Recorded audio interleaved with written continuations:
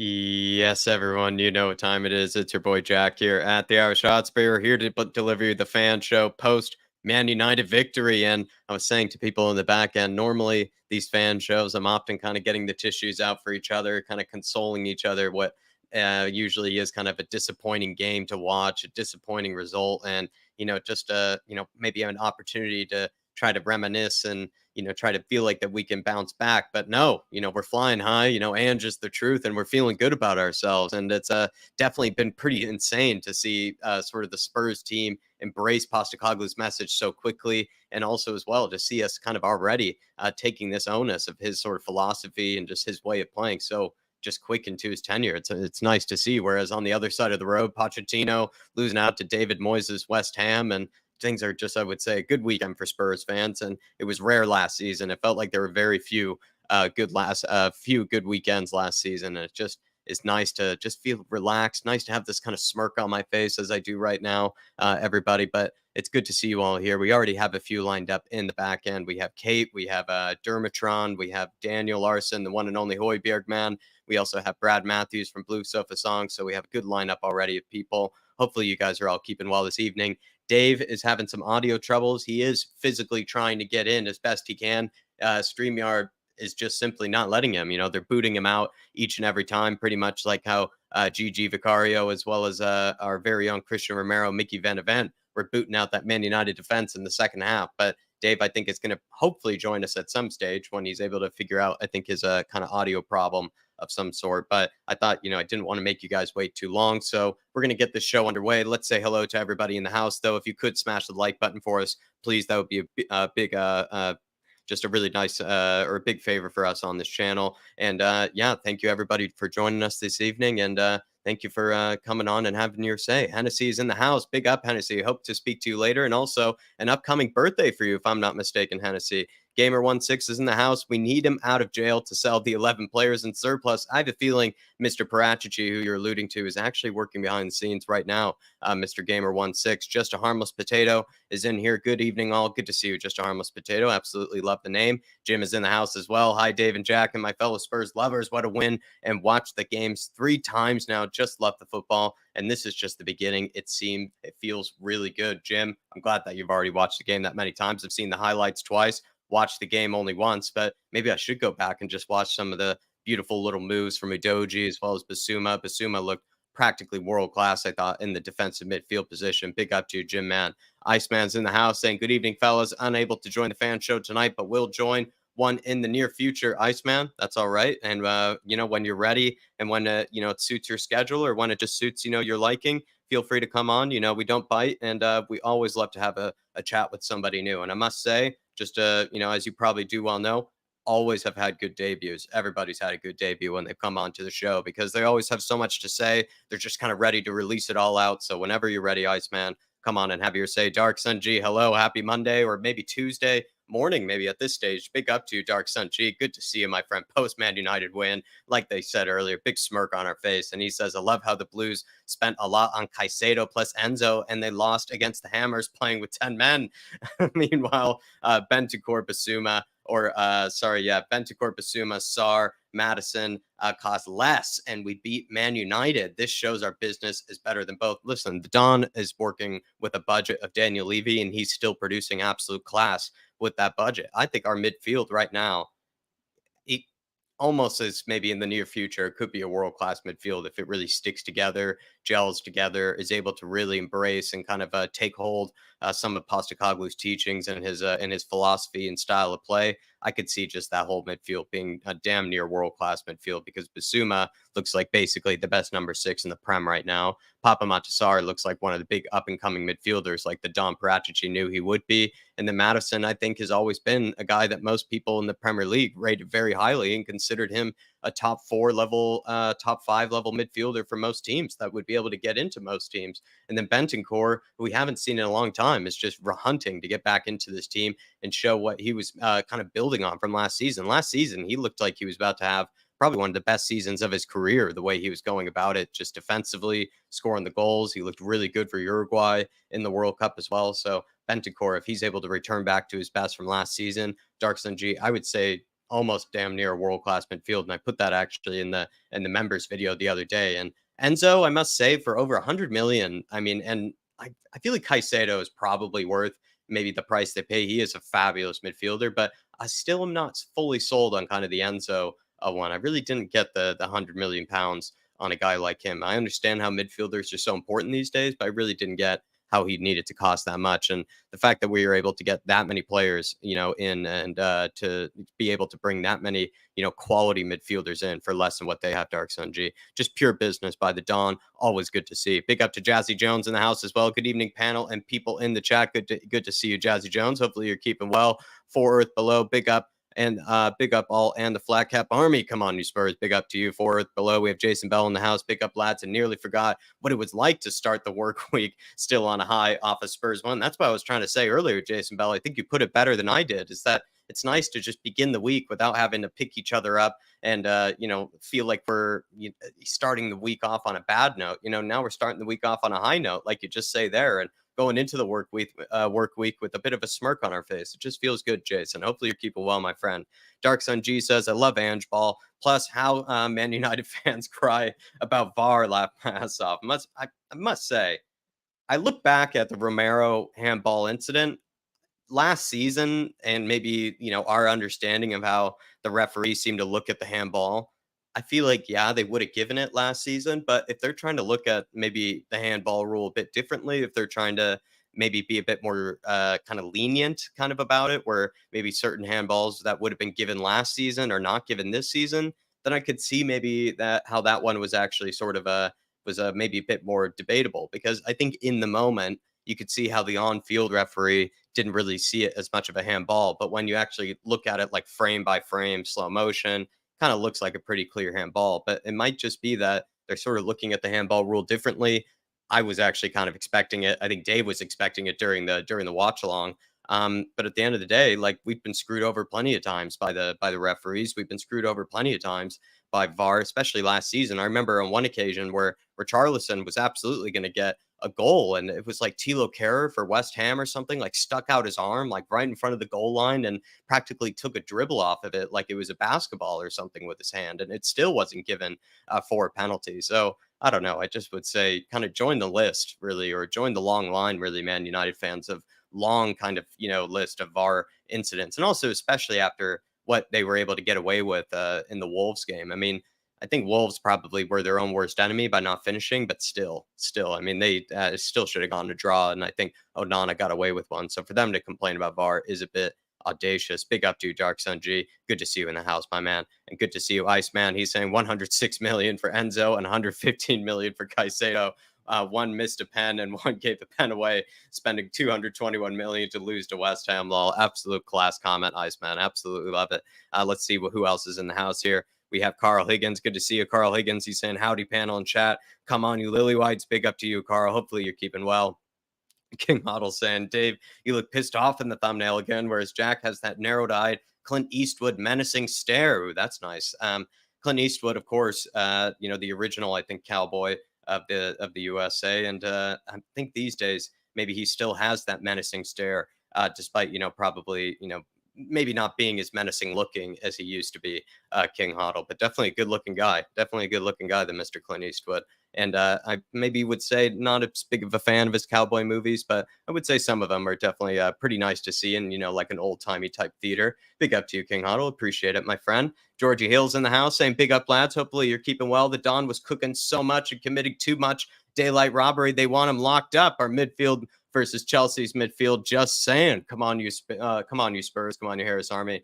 Come on, you Flat Cap Army. Listen, George, we've been back in the Don ever since he came here. Some of the initial signings were Papa Matasar, were Brian Hill Messi, and I think Christian Romero. Those three signings were made pretty much right off the bat, if I'm not mistaken, by the Don. And I think we're quite impressed. We were seeing that he was trying to bring in younger, more talented type players instead of more ready-made players. And maybe while his signings didn't really suit, you could say, Antonio Conte, or really kind of a Nuno, maybe they were better for kind of a manager that can work with these younger players, that can work with these more technical players, kind of like an Ange Postecoglou. And I think this Papa Matasar signing, from the moment it happened, I think Dave and I really did back it. And I think we even had bit of a scout report or sort of kind of reaction sort of video to it, where we really did back the signing. And then Brian Hill-Messi, of course, huge fans of, and we're looking forward to seeing him start to prove, the work of the Don.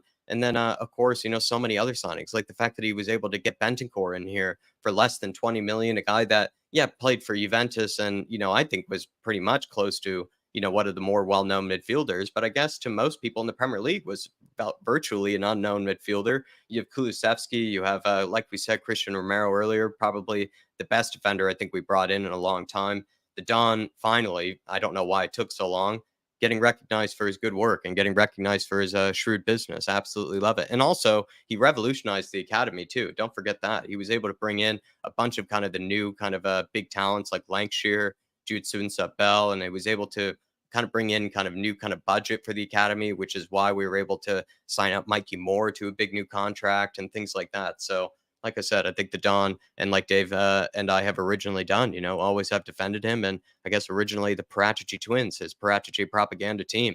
Big up to you, George. Lynch 616 is in the house. Good to see you, my friend. We have Danny as well. Good to see you, Danny. Good to see you as well. Duncan Rathban, evening all. I was lucky enough to be at the game. Spontaneously decided that I just had to be at Big Ange's first ever competitive home game. So I destroyed my bank account with a premium ticket. Absolutely love it, Duncan. I'm sorry that you had to do that. And of course, I guess there was a protest about that, that I think was well received by the rest of the fan base, when it came to that issue. But Duncan, everybody needs to see a bit of Ange ball. I'm now thinking I have to destroy my own bank account to see a bit of Ange ball. Big up to you, my friend.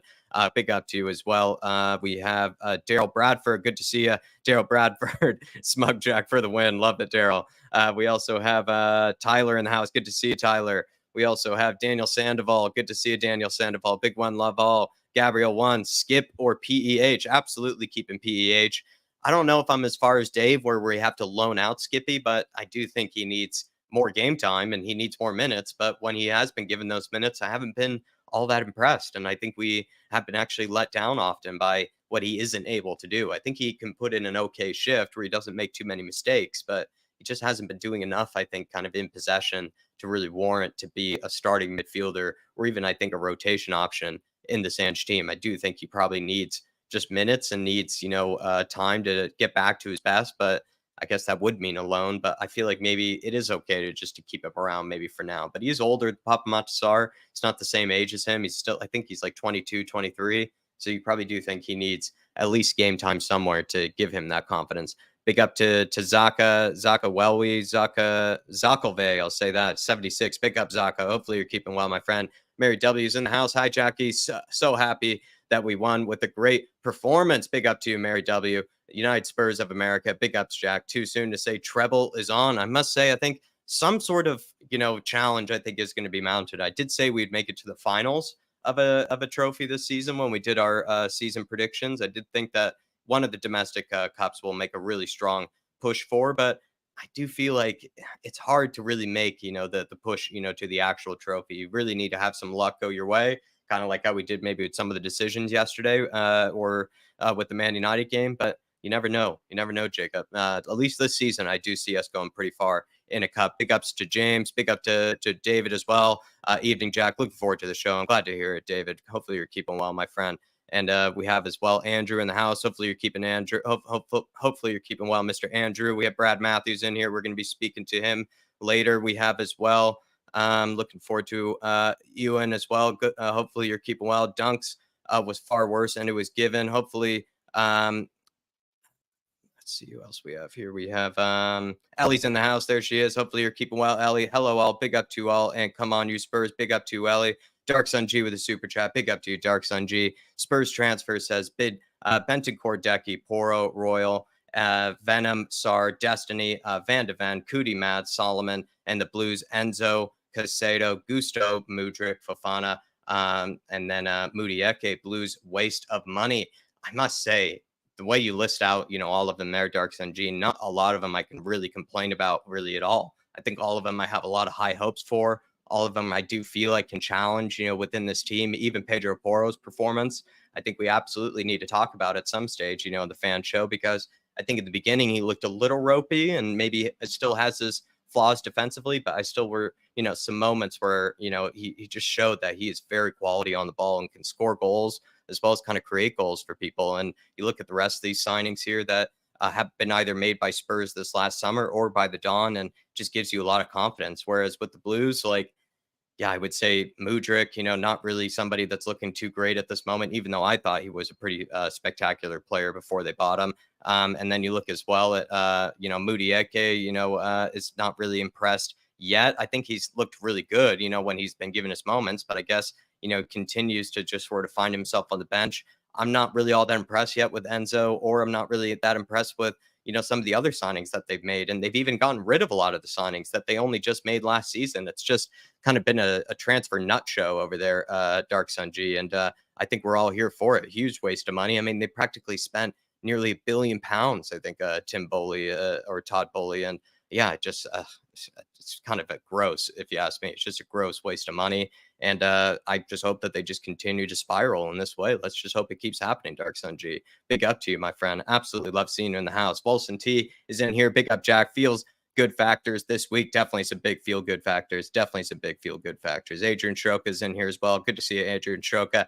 Daniel Larson's in here. We'll be speaking to Daniel later. Good to see you, Ian Ferguson. Afternoon all. Don Paratici cooking up some serious dishes from exile. I mean, he's always cooking no matter where he goes. And no matter what you give him, he'll find a way to cook something. Big up to Ian. Good to see you in the house. We also have Dan Coys in here. Just want Spurs to prove the pundits wrong. Come on, you Harris Army. Big up, Dan. I must say, I think we're going to be sort of out of the tabloids, out of the media kind of fire this year, because there's no Harry Kane anymore. There's no big manager like an Antonio Conte or Jose Mourinho for people to kind of talk about. It's really kind of just a happy team, and kind of a team of mostly people that we like. And maybe, I guess, Richarlison and kind of maybe like a Christian Romero could have their incidents this season where maybe they might be sort of in the talk sport headlines or whatever. But I actually see us going a bit under the radar and kind of just going as maybe one of those sort of, everybody likes, Spurs, type of season. And normally I can't say that because usually everybody hates Spurs. And I'm probably a bit deluded by, thinking that people might have more of a soft spot for us this season. But I could see people actually having a bit more of a soft spot for us this season, maybe with the way that we play football and the way that, maybe we're going for a much younger, kind of newer look of a team, a lot of new players now that, are different ones than what everybody's really used to. So who knows, Dan? That's my prediction. I just don't really see us being in the tabloids or really, in the pundits' mouth all that much this season. And probably just typical, me trying to just be overly positive or, optimistic. But I could see it, where it just Spurs go a bit under the radar. Big up to you, Dan. Hopefully you're keeping well, my friend. And Zaka says, I'm worried about Madison's injury and have been saying for a while we need to sign cover for him as his position is pretty vital to the way we play, and only Lo Celso seems a natural replacement. I'm not really too sure about this, the severity of Madison's injury, but and when it comes to Lo Celso, I actually think he's kind of raring to go. I'm surprised we haven't even seen any minutes from him. And the way that Papa Matasar's been playing recently, I actually feel like I'm actually, if it's only a match and maybe only, a game or two, I'm really not all that worried. I think it's a good chance for Lo Celso to basically prove, why he's being kept around. And I think even one of the second half teams, this season was Højbjerg. I think it was Papa Matasar, and I think it was Lo Celso. And I think they absolutely stroked it around the pitch and really dominated whoever it was that they were kind of coming up against in the second half game. So I think for, that sort of, midfield three, I think it should do just fine. Big up to you, Zaka. Hopefully you're doing well, my man. Big up to as well the Smasher and as well as Scott Heinen. Big up to you. Big up to Scott Heinen. Big up to all. Come on, you Spurs. All right, everybody. I'm going to get this show started. We have Dermatron waiting very patiently. Dave is having some audio issues by the looks of things. I think he's just trying his best to get into it. It's just StreamYard really won't let him in. And I think he's having trouble basically connecting his mic to his computer. I'm not really sure what's going on, but that's the best I can kind of describe it as. But I think he's trying his very best to get in here. But we'll let in our first guest of the evening, Dermatron from THFC Till I Die. If you guys could all do me a favor, though, keep sending in your comments. Keep sending in your member milestones. Smash the like button for me, please. And feel free to ask Dermatron or myself any questions, via the comments. And we'll try to put them up on screen and get the show underway. But let's bring on Mr. Dermot. How are we? Not too bad, sir. How are you? A very happy Spurs fan on this lovely Monday evening. Yeah, Dermot, we're post United win, and we don't usually say that about Man United now, do we? So, No. how does it feel to be on the other end of things after last season, where, I think in both games against Man United, we just sort of felt like, Spurs are a lot better than this. They should be playing a lot better than this. And I remember even both times against United, we kind of felt like Spurs were just in a cage, sitting back far too Mm. much. So, just feels good, right, to see Spurs playing a far different way. It is. It's not the win; it's the manner of the win. I think that's the difference from last season. I think that's what's pleased me the most. It was the manner of the win. It was the way that we didn't we didn't let Man United bully us. We bullied them. And I think that was also another thing. Ange just got is that we were a bit tougher to play against. We're a bit of an unknown, which really is great to see. And look, a point and 4 points after 2 games, I would have taken that all day long. And I think Ange, look, I've seen them up in Celtic. Dave would tell you as well, Jack. I mean, he worked wonders up there. And I said it in the back room. This could be even better than the Poch era if we get this right. Ange could take us. Ange will take us over that line. Hmm. So, long may it continue. And for me, Ange could be here for years to come, and we could have a really successful time. And I'm over the moon if we can play like that every week. Long may it continue. I think Ange is supposed to be here for years because he was Yeah. given a long-term contract, and in kind of a lot of ways, it's been kind of suggested that he's going to be allowed to kind of Mm. put his footprint into this team, and he's going to be given time and patience. And even he said, "I'm going to need patience and I'm going to need Mhm. time because it often gets a bit shaky, or it can be a bit of a rough ride." I think in the few months that he kind of starts out, so you could see it being. Uh, a bit shaky for Spurs, in Mhm. the first few months. But at the moment, I don't know. Like we're at least in a high right now with Yeah. Ange Postecoglou, and I don't know, Dermot. Do you feel like he will come across, some rough parts? Do you feel like there will be some? Do you think it could still be a roller coaster season, or do you feel like this is, we're going to be some underdogs, or do you think we might be an under the radar type team? I look. There's always going to be ups and downs. It's never going to be simple. But look, we're gonna have the biggest of highs and the lowest of lows. But I think once it runs out, the whole season runs out. I think the highs are going to outweigh the lows, if you know what I mean. Um, Look, we are underdogs. We're an unknown, and I think we're going to be an unknown for a lot of the big teams this season. Look, I'm not even fearing going down the road to play them lot down the road. I think we can do them. I think Yeah. we can beat Chelsea. We can beat West Ham.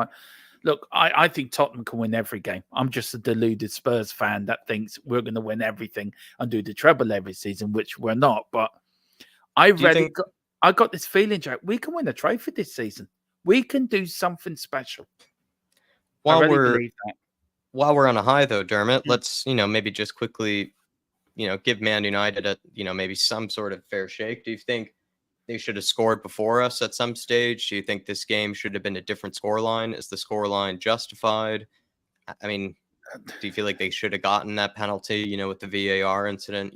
Where do you feel like did Man Look, United deserve to score at some stage, and could that have changed the game? no, I don't think it was a penalty to begin with. I think it was a right call by the referee, right call from VAR. Look, United were the better team in the first half. I mean, we were really shaky the first 15 I would minutes. say the first 20 minutes, right? It Yeah, looked like we were just nervous. Is that because yeah. we're a young team, do you think, or something I, else? I, I think it's a young team. We've got few players making their home debuts. And I think that would come into it as well. But look, it's a new system, a new way of playing. And I think that I think it showed. But once we got going, once we got our foot under the table, and especially that second half, Man United didn't even touch us. And look, for me, I think United deserved nothing out of that game. We were fully deserved 2-0 winners. And the United goalkeeper saying that he did United deserved more. I don't know what game he was watching because it certainly wasn't the one he was playing in. I do feel like we deserve to win, but Mm. I might give them some sort of credit in that I feel like they did begin the game, very strong. And Yeah, it was, I don't know if it was really because of them. I think we mm, were just a bit sloppy in the first 20 minutes. I think we were mm. giving the ball away a bit too easily. There were some loose touches, some loose passes here and there, some bad decisions, I think, in possession. And it just gave United good chances to, Mm. try to score. And I think in the way that we play too, with everybody kind of always looking to go forward whenever we end up kind of losing the ball from kind of a lapse of concentration or, you know, just a bad decision, we have kind of all of our momentum going one direction, and then we can kind of get caught out, I feel like, a little bit. And that's what at least it looked to me in the first 20 minutes, is that we just looked a bit too excited and maybe a bit, you know, too adrenaline full, and kind of not, you know, really having that composure, at least, you know, to just start out the game smoothly. And it was a bit of a kind of a roller coaster, if you will, for the first 20 minutes. It was a bit of a roller coaster, but you're going to expect that. It's a new team. We've got a new backline. We've got a new goalkeeper. We've got new players making their home debuts. Maddison, it's going to be that sort of a roller coaster. But I tell you one thing, Jack, that the biggest compliment I can give that second half performance on Saturday was it reminded me how we played in the 80s. That free-flowing sort of... Maddison was like the Glenn Hoddle, or some of the things he was doing. Basuma as well was like, I don't know, Basuma, if you could pick a player, was probably like a Mickey Hazzard type player. You had Romero like in the fences, or Paul Miller. And it reminded me of that Keith Birkinshaw sort of side. And that I haven't seen that in years. And that really excites me. And I've people going to say Dermot's talking out of his backside. That's their opinion. I think we both usually do, Dermot. But yeah. But we're both happy clappers. You know that. And I'm glad to join that club. But I think Ellie would agree with me. It brought me back to that sort of decade, that sort of football which I've loved. Hey, he's in. There he is. How we sounding, Dave? Oh, good lad. Oh, I've had a nightmare. So I got the mic back working, then the camera wasn't working, but I've got it all pieced together now. So here we are. Yeah. What'd you do? Just have to punch it a few times, or, you know, give it a few drop kicks? What'd you have to do?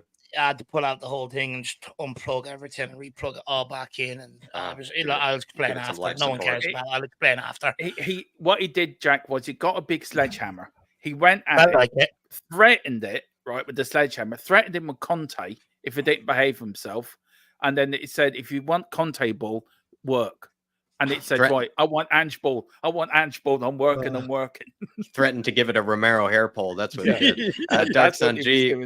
Dark Sun G's giving us a super chat here, Dermatron. Take it with me. He says, I loved Ange post-match as well. 2 years ago, we lost to United under Nuno very easily. Just 2 years later, we beat Man United with such ease with our United squad. Very good point there. Think about that, the El Sacchio match, and in comparison to this, Dermatron, I mean, just such different vibes, such a different feeling in comparison. It is, and I keep saying it. It brought me back to the 80s, that game Saturday, the way we played. It was like a reincarnation of what we are, what we mean, what we stand for, what our DNA is.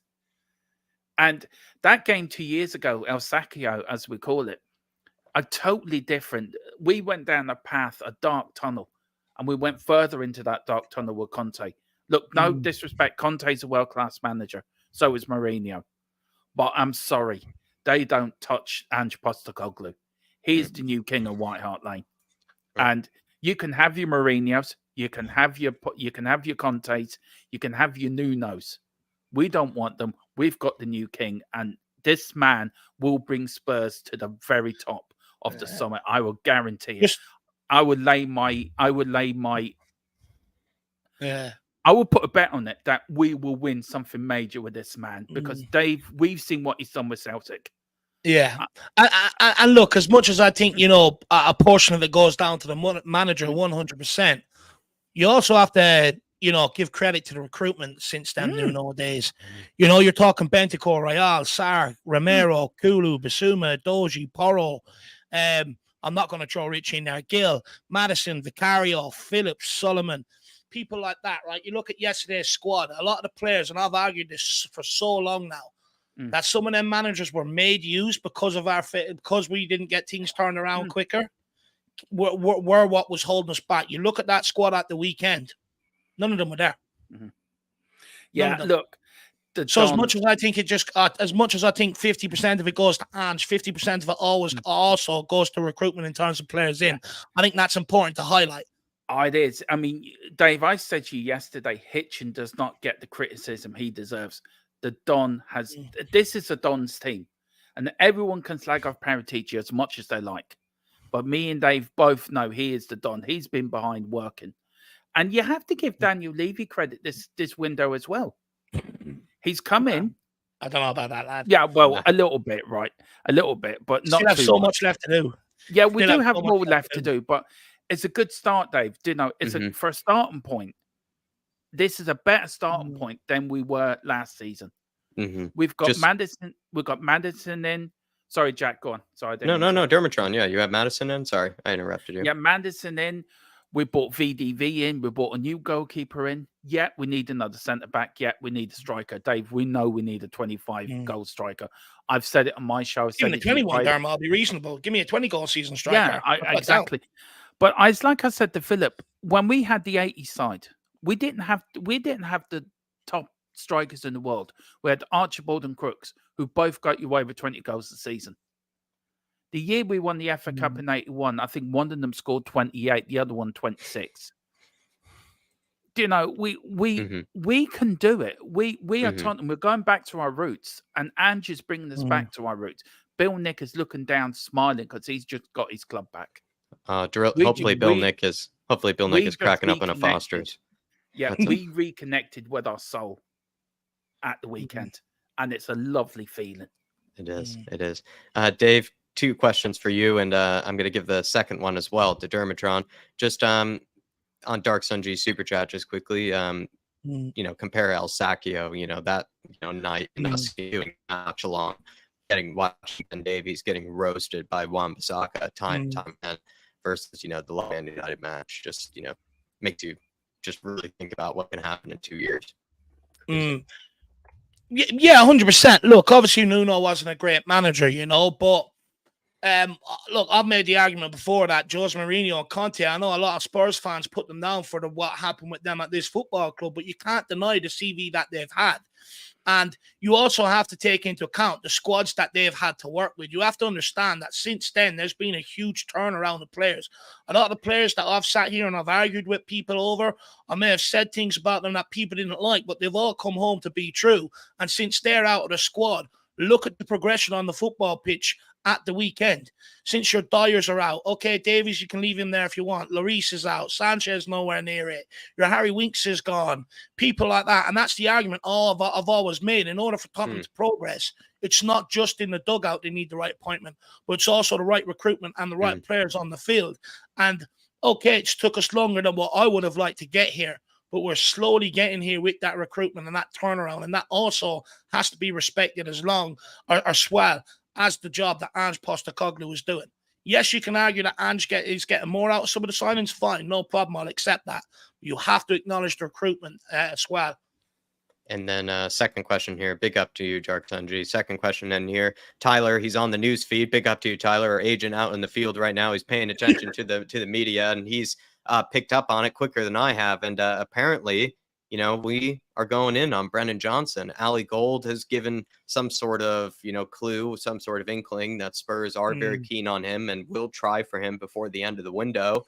To you, Dermatron, and to you, Dave, Brennan Johnson, opinion. Do you approve of this pursuit? Is it somebody that you're happy that Spurs are going after, or maybe somebody else? Dermatron, start with you. Dermo? Look, for what I'm hearing the same thing as well. We said this afternoon that Spurs are going to step up the speed for a striker with an approach likely to happen soon for Jonathan David. Fulham are also in for Gift Orban, so no official bid yet for Gift Orban to come in for that one. Look, for me, I think Johnson's a good player, but I would go for Gift Orban more. I really would. I think Gift Orban's more for. Look, they're both talented players, but I don't know. My gut's telling me Gift Orban. As good as Johnson is, I just don't think. I don't think he'd be a good fit for us. But look, what do I know? I'm just a YouTuber talking Tottenham. What do I know? I mean, it could turn out to be the best thing since sliced bread. But in my own opinion, I think Orban would be a better fit than Johnson. But look, is whatever Ange wants. If Ange wants Johnson, I trust him. Let's go for him. I mean, I even go for even Ferguson, but he's signed a new contract at Brighton, so that's not going to happen anytime soon. But yeah, Auburn for me.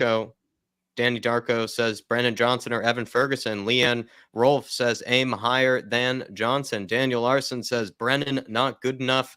Johnson. Daniel Bradford says Johnson is competition for Decky, not Richarlison. Yeah. What do you make of the Brennan Johnson pursuit, Dave? Are you all right with it? Is it something you approve of? Look, Jack, I like Brennan Johnson as a player. I think, every time I watch him, he gives it his all.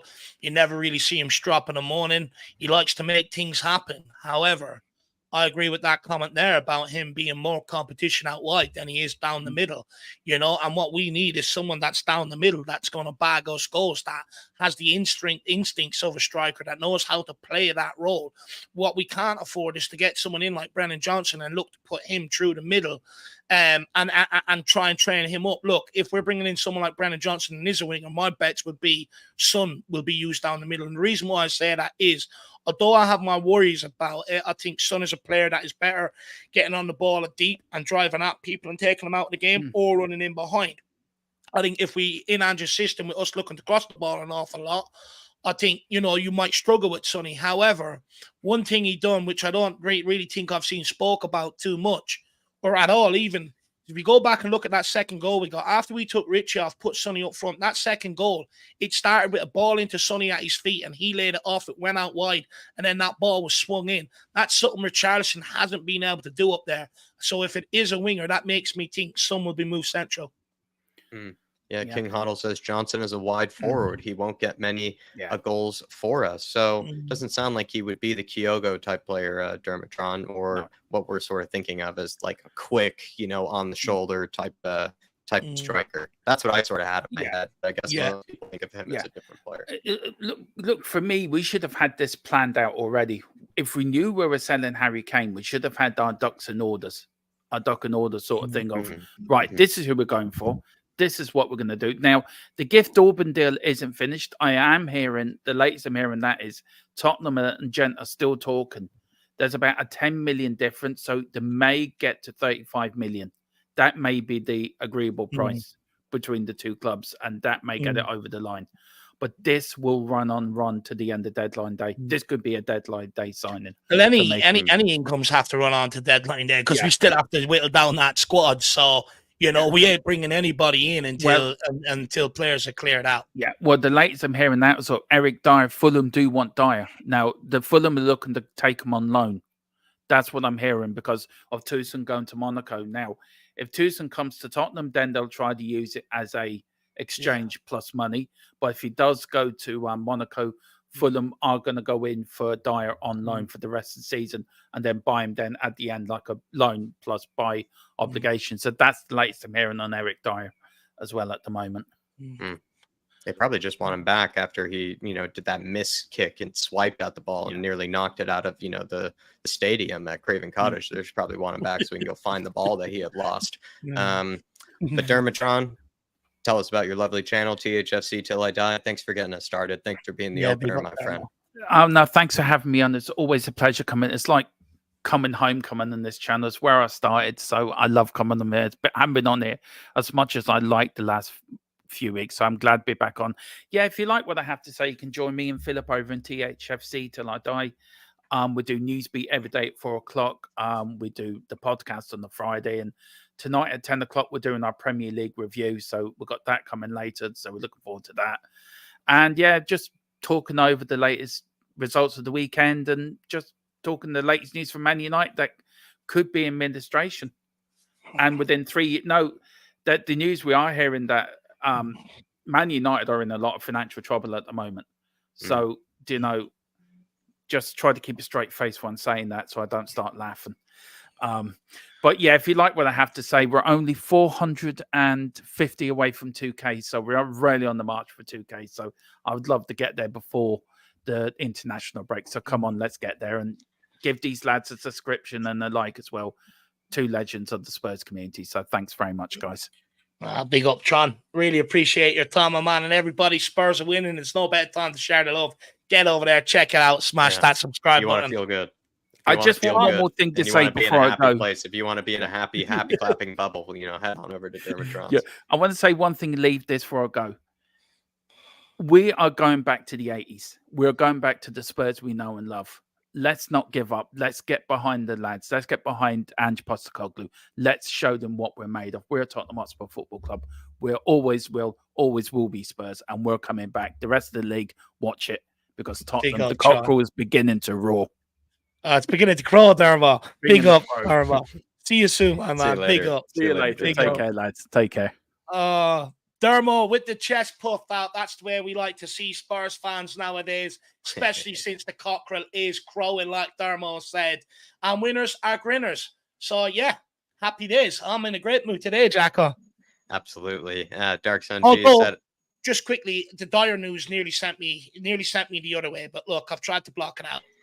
I think actually you should still be positive about that, Dave, because at the end of the day, it's still getting pushed to the right direction, right? He is making his sort of stand. You know, he's making it difficult for us, but we can't control what Dyer does. But at the end of the day, Postecoglou is making the right decision by, showing him the door and showing him, that he's not a part of his plans. Whether Dyer decides to throw this, sort of kind of fit about it and, make this stupid stand, to try to, earn his way back into the team.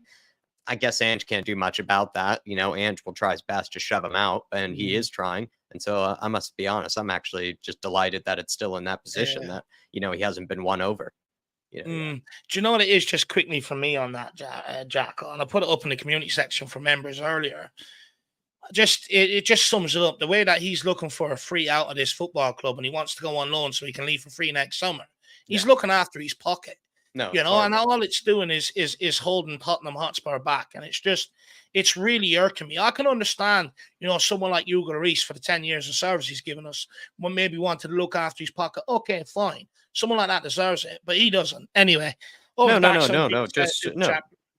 is no, just quickly, it is like, because he was, by the Dyer propaganda machine, was made out to be, this guy that wanted to get into the England team, wants to just play as much as he can, for the Spurs side, loves Spurs, and just wants to do whatever he can to, be a leader in the team and everything. And the way that he's conducting his behavior right now, it's just not, it's not what they made him out to be. It's not really what he was made out to be, for sure. I just can't wait for that culture to be stamped out of this club, Jack. Completely.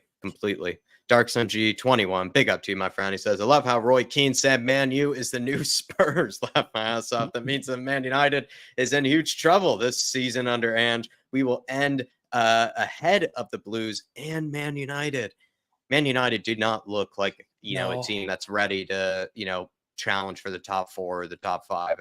I mean, they could definitely, like every team, pick themselves up, sort of halfway, and they could still probably finish inside the top 7 or 8. But they do not look like a team, at least on first impressions, that are going to finish inside the top 4.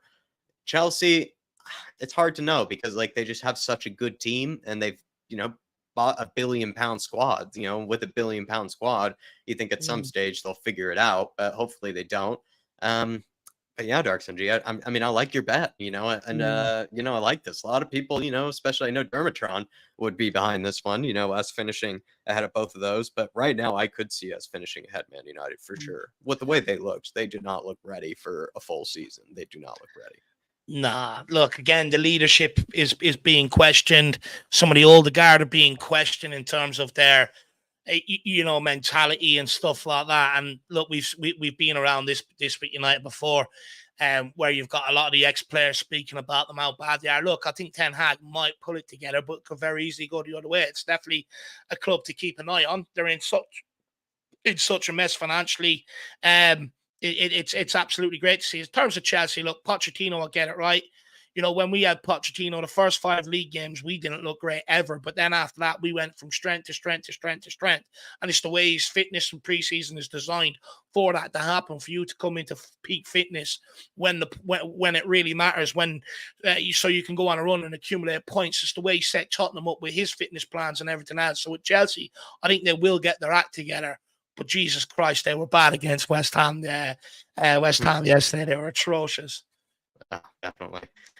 Big up to Dark Sunji and Roy Keane. He's just going into his typical, his Man United rants, and that's when it's a good times. I absolutely love when we get to see those. I love when Man United's in meltdown mode. Big up to Dark Sunji. Appreciate your support, my friend. Just want to say hello as well to big up to John Stokes, absolute legend. Big up to the best Spurs show on YouTube, top man John Stokes. The kit was wearing it last time, undefeated in the new John Stokes kit. Everybody undefeated in the John Stokes kit so far. It's only 2 games, but John, better than some of the kits I got from last season. That's for sure. A better record than some of the kits I have from last season. Big up, my man. Kaylee Davis is in here. Does Sonny play in the center for South Korea? Maybe we should ask that to one of the guests, whether we think Sonny could play through the middle. Kaylee, good to see you in the house. Kev Williams is in here as well. Is Ange waiting to see if Richie can come good? That's truly frustrating to think so. I've decided to back my striker, Big Rich, but I could see why plenty are frustrated, Kevin. We'll definitely be asking the guests about their opinion on Richie. Good to see you in the house, and then good to see Gogama as well. Hopefully you're keeping well, Gogama, this evening. Good to see you. Hopefully you're keeping well, Gogama. Good to see you in. Good to see you in. Hopefully you enjoyed that win against United. But big up, everyone. Big yourselves up. Make sure you keep smashing that like button. Yeah, Jacko, you're lagging in and out. You're lagging in and out. You might want to maybe restart the computer or something. Who's next? I believe it's Brad Matthews. Grand job. Alrighty, let's get him on. In here. See what Brad has to say. Big up, Brad. How are you keeping, my man? No, I'm fine, thanks, David. Yeah, it's good. The dynamic duo are back again. It's been a few weeks, hasn't it? It's been a few weeks. Oh, that's, as soon as I say that, tech drops out. Honestly, we're having nightmares with tech tonight. My tech started bugging out on me, and then now that I've come in, I don't know. It's bugging. It's now making Jack bug out. So I don't know what's going on, Brad. But look, we'll start off with the United game. I mean, what's your overall consensus? What's your overall takeaway from it? I mean, yeah, in hindsight, absolutely wonderful. I mean, I was rather hungover on Saturday, so I probably didn't enjoy it as much as I would have liked to. But it was amazing. That was the best atmosphere I've seen there since the Arsenal game when we beat them 3-0. And you know how you can tell that the atmosphere is good is when you can't hear the opposition fans. And I could not hear Man United sing one song in much the same way I couldn't hear Arsenal sing one song last couple of seasons ago. But no, it's good. I think we started off a little bit nervous, as I think what Ange said in his press conference. Was a little bit nervous, couldn't get the ball. But I felt that as we got to about half an hour, I thought we gradually started to grow into the game. I thought, well, if we can get to half time and not concede, then I think we're up for this. We're going to win this game. And that's exactly what happened. We just totally outclassed them in the second half. Totally. And the crowd were just brilliant. It's just amazing. Really, really good. Great feel-good factor. Loved it. Just on the slow start, Brad, or the nervous start. I mean, look, that's 2 in a row now. There was a bit of a nervous start after the Brentford game, bit of a nervous start at the United. It sort of took us 20 minutes in both games to sort of really get going. What do you put that down to? I just think it's a common thing that we've had since we had Conte. I mean, last season we were rubbish in the first half, brilliant in the second half. I think it's just something they've got to get out of the system, because don't forget in the pre-season friendlies we didn't start very well in a lot of the games. So I just think it's one of these things. We just got to be patient and realise that it will take time for them to actually get playing the way he wants them to play without doing it instinctively, effectively. And I think that's probably why they're a bit slow to start. I think a player like Van der Vaart, his first game in front of 60,000 people, I think he looked a little nervous, but as soon as he got into the game, he just grew into the game, as did the whole team. And I just think it'll take time. We're already 2 points better than I thought we would be after the first 2 games. I would have accepted a point at Brentford and a point against Man United, and we're already 4 points. So it's a better start than I even expected. So no, I think it's good.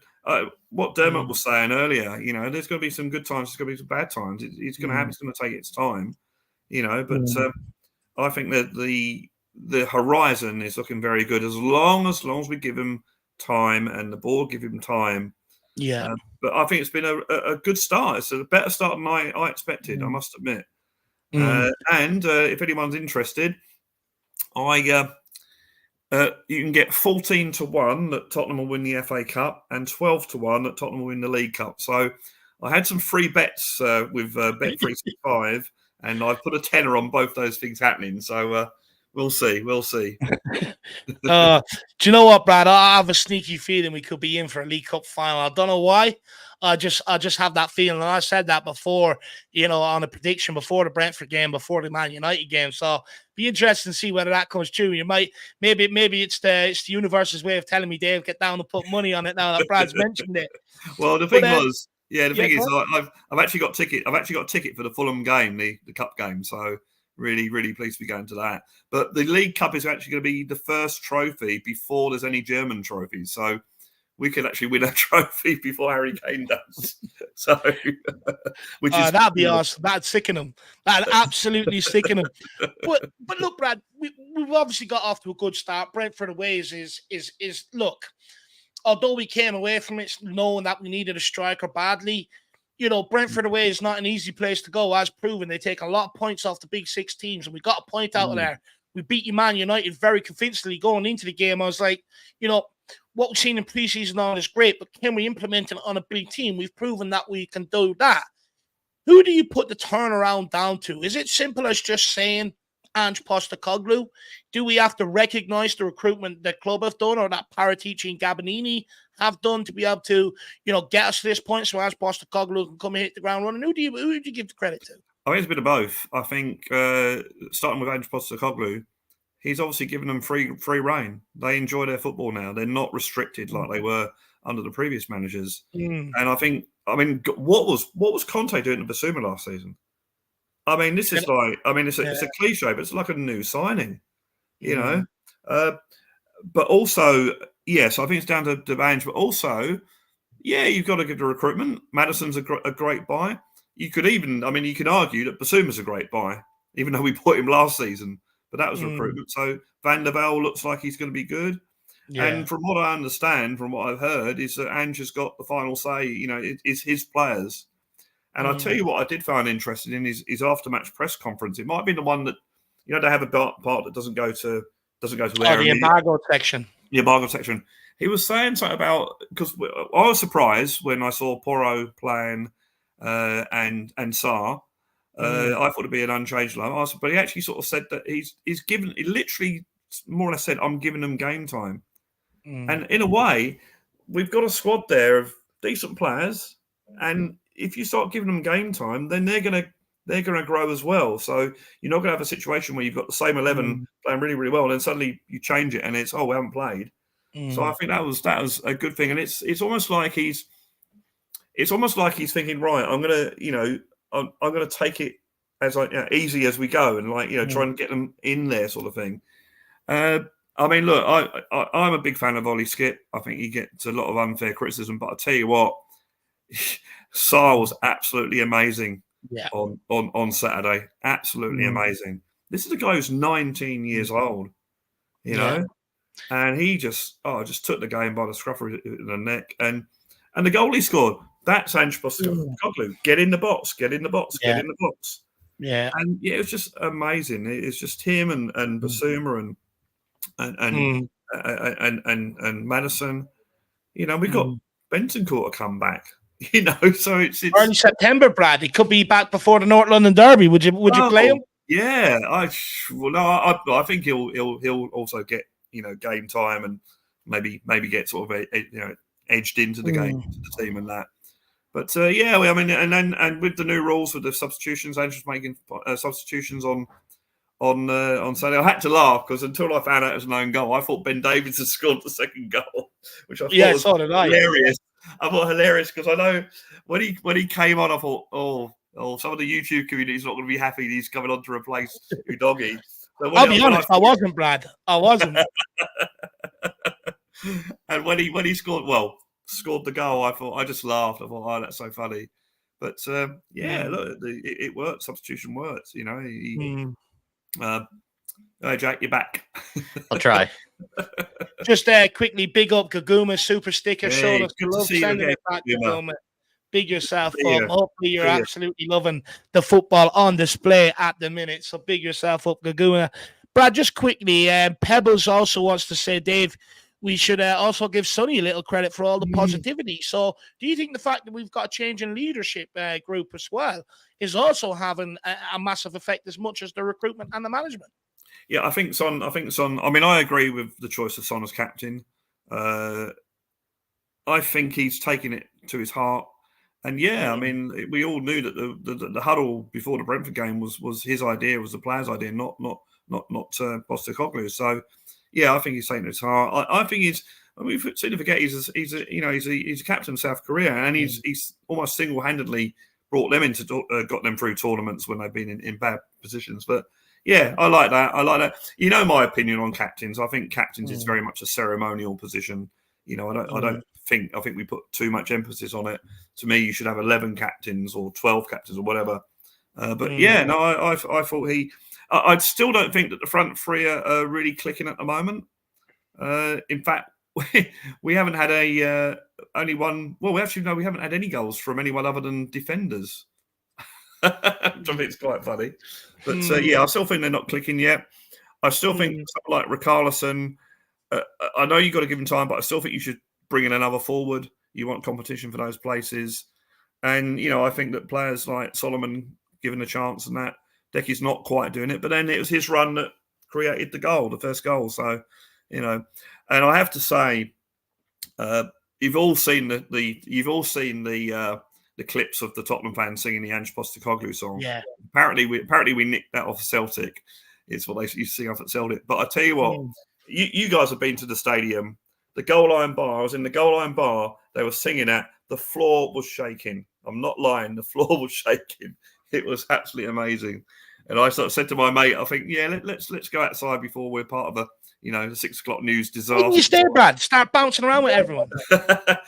Well, outside I worry wouldn't I? Yeah, but as I said, I wasn't feeling the best on Saturday. So, but yeah, no, the atmosphere was amazing. And I say what I say every time after these sort of games. What are we going to be like if we win something? It's going to be crazy times, absolutely crazy times. And you're right, the League Cup, you know, that's Fulham is beatable, you know, and as you and Jack were saying, you know, depending on who we get in the draw, you know, that's always going to be a thing. You want to avoid teams, you know. Look, I'll be honest with you, I'd like to get bottom teams the whole way up there. I don't care as long as we're in the final. Worry about playing the big teams when you get to the final. But yeah, it's good to be confident. It is, and look, you know that victory against United. It's sort of, if we get to them later stages in the cup, it just sort of shows to me that we can, you know, we can take our game to these teams, and on our day, if everyone's at it, we can turn them over. And I'll tell you what, David. We're going to absolutely pummel some lower teams at that ground at the Tottenham Stadium. We're going to absolutely wipe them away. We really are.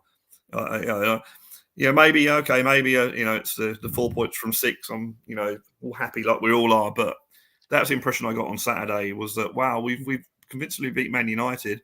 Okay, yeah, he had the penalty decision. Okay, about the penalty decision, Bruno Fernandes was moaning about it. Well, maybe Bruno Fernandes should have done better with the header he had. You know, point blank range, you know, so don't go blaming VAR and referees, you know, look at yourself. So, but the impression I got was that, yeah, we're going to pummel some teams out there. No disrespect, but your Lutons and that, I think they're not going to be able to live with us.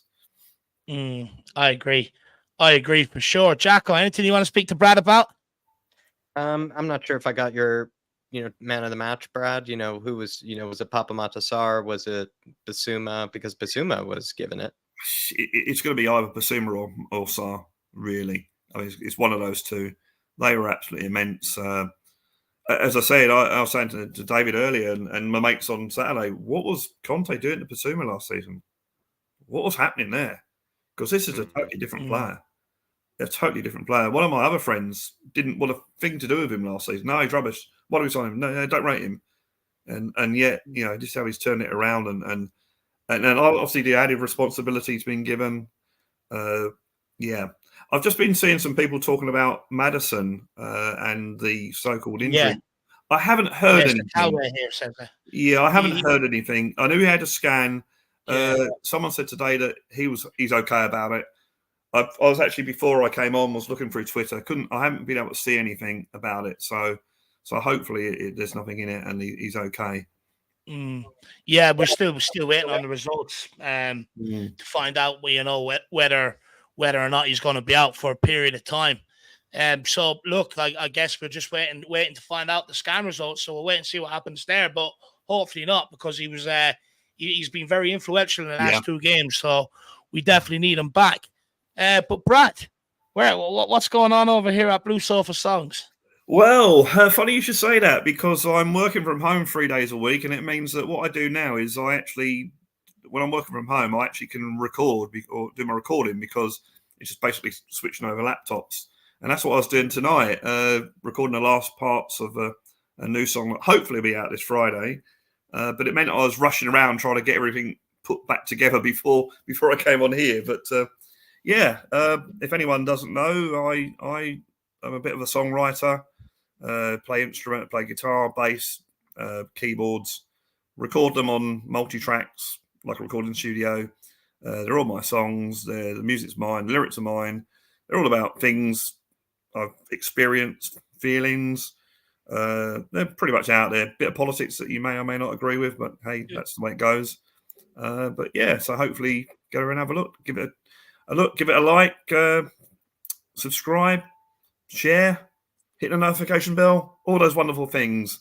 And again, look, these guys are responsible for a lot of people shows out there, and mine as well. So full credit to these guys, and please subscribe to anyone that's on, not only me but anyone else that's on, that's got their own channel. It's how we keep the community going.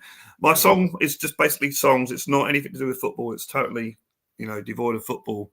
Although I will, if we do get to a cup final, I will write a Tottenham Cup song. That's a promise. I just want to get to a final for that song alone, my man. But Brad, big yourself up. I'll be over there for the Chelsea game, so hopefully I'll meet you at the stadium. What a game that's going to be! Oh my word! If Paratici is still in the job, if he is, I'm going to boo him. But Brad, big yourself up, my man. I really appreciate your time this evening. Cheers. Winners are grinners. Remember that? Yeah, I love that. I love that. Winners are grinners. I might use that. Big up, Brad. Go and enjoy the rest of your evening. Hopefully, Palace smash Arsenal. See you later, my man. Bye-bye. Bye-bye. Everybody, please get over and show some Brad over some love at Blue Sofa Songs. Absolutely gentleman of a guy, and a mad Spurs fan. The distance that guy travels to get to the home games and go home again is insane. Absolutely dedication. So, guys, please get over there and show the guy a lot of love over there on the channel. But look, let's keep it moving. Who have we got next? Let's keep it rolling. I think it's Kate next, if I remember correctly. Let's get Kate on. And am I right, Jack? Correct. Amundo, yes. Dave. Let's get her on. Big up, Kate. How are you keeping? I'm good, thank you, Dave. It's so nice to see the smiley eyes are back. Do you know what? On that? There's a few people that have said it to me. Your mood's changed over the last 2 days. And it's like, do you know what it is? It's just the last 4 years just great on you. It pulls you down, you know what I mean? And just to see things are starting, that there is a way out of this. There's a light there to follow. It just makes me happy. It's amazing what a good victory can do for somebody. But look, before we get into talking Tottenham, how's your man? She's still in hospital, but she's improving. She should be out this week. So thank you for asking. She's on the mend, I hope. So thanks, Dave. Nah, good. And hopefully Tottenham can keep winning and give her some strength. Hopefully Ange can give her some of the strength he has. Let's hope so. But Jack, I'll let you kick this one off. Jack, any questions you want to wear? Do you want to kick this one off? Man United, we don't often get to say that we beat them, Kate. How does it feel? I mean, is it the beginning of the season that Ange needed? That's what I kind of thought about today. That's he needed that win, to kick things off at the beginning of the season, right? Yeah, I mean, I was just buzzing. Do you know what? It's really funny. Me and Jim were watching the game, and last year was so depressing. We was at a stage where we nearly stopped watching, and we looked at each other during the game in the second half, and we were both actually, our eyes were full of tears. We was emotional to be able to sit and watch this team play such beautiful football. and so exciting. It was so refreshing. We were both really, really emotional. It was just amazing. And I'm still buzzing today. I'm still absolutely buzzing. Are you surprised at how quickly, things have been able to turn around, the whole mood around Tottenham Hotspur? Are you surprised how quick it's changed? Because we're still being priced out for tickets. We still got a lot to do in the transfer market, but yeah, here we are. We're all happy clapping. We're getting back to where Jack wanted us to be. Do you know what? It's incredible when you think we had a really rubbish pre-season. We've only played 2 games, and yet the whole feeling around the whole club, everyone's so positive. I mean, some people are a little bit too positive, a little bit crazy positive, but that's what we do as Spurs fans. I'm not knocking anybody, but yeah, I mean, he's just an absolute magician. I mean, Jim said to me yesterday, I truly believe Ange Postecoglou could be one of the best managers we've ever had, and it just feels like he's brought something so special to the club. And it's just, what a time to be alive and to be a Spurs fan. I just love him. I just want to give him a cuddle every time I see him. It's like, I think he's everyone's dad. We all love Big Ange. Yeah. He's a breath of fresh air. But look, me, Paul, we told people that, know what was coming with Ange. We told people instantly he's going to win you over. You're going to fall in love. And here we all are. And it's great to see. We've all been through the mill for the last 4 years, ups and downs, and it's just good to see that we can dominate football. We can play that against some of the bigger teams in the league, and I think it gives a lot of us a lot of hope going forward. But look, as me and Jack have been known, the Paratici twins. I mean, how much praise does someone like Don Paratici get? There's been a lot of criticism around his recruitment. People saying he was cooking on gas, not electric. Now he's definitely cooking on electric for sure. I mean, what's your thoughts on the overall recruitment of Paratici as well, since he's sort of been here? Because me and Jack have always made the argument, people will praise his recruitment a couple of years down the line once he gets rid of more players out the door and his recruitment comes to the fore. And a lot of the recruitment that he's made is what people are celebrating right now. Yeah, I mean, he's done some brilliant recruitment. I mean, you've got Sarr and Kulu, Bentancur, Romero, but you have to also say on the other side, he's had Royale, who to me is still a massive question mark. Brian Gill, again, not 100% convinced. Jed Spence, I mean, everyone thought he was going to be a real world beater, but he seems like he's got some sort of attitude problem. Richarlison, another dodgy one. So I do give him credit, apart from Longley as well, that's another one. I do give him credit for the ones he's brought in, but I still think it could be better. There's still too many bad mistakes being made. I'm baffled. I say it every show I go on, but I can't figure out how and why we bought Richarlison for that sort of money. I am scratching my head every single day trying to work it out. On that one, I know a lot of people sort of put that one on Paratici, but I think a lot of people forget that Daniel Levy said he wanted that because he wanted to try and exploit Everton's financial problems at the time to get someone like Richarlison, who he admired a long time. So I wouldn't 100% put Richarlison on Paratici. Yeah, you're right there. But I mean, I'm baffled because it was a lot of money to spend, which is something that we don't do for a goal scorer that's never scored more than 13 in a season. It just, honestly, Dave, I can't work it out. I literally am baffled. I sit there trying to work out what on earth happened for us to end up with this guy. But I can't. And no matter how many people tell me he needs time or he's got heart or he's got desire, for me, he is never, ever, ever going to be good enough. Well, Jacko, you uploaded a member's video the other day saying to back the big man. Jacko, tell Kate why she needs to get behind Richie. Listen, I think I've had my doubts with Richie, and you could probably even find plenty of videos where, I've expressed, my doubts with him. I just think at the end of the day, if Spurs have basically brought him in, as he has described it, to fill in some way the boots of Harry Kane, I'm going to give him that chance. I don't want to write him off just so quickly and so soon. And I understand that we don't have a lot of patience because last season didn't go very well for him. And this season, we're also not really that confident. But I still feel like last season was sort of maybe more kind of caused by kind of injuries and kind of his own fitness really kind of getting in his own way than actually the opportunities that were given to him. I actually think some of the opportunities he did have, he had some pretty good games kind of sprinkled in there last season, but then he would just mess it all up with kind of an injury there that would just sort of kind of stall all that progress.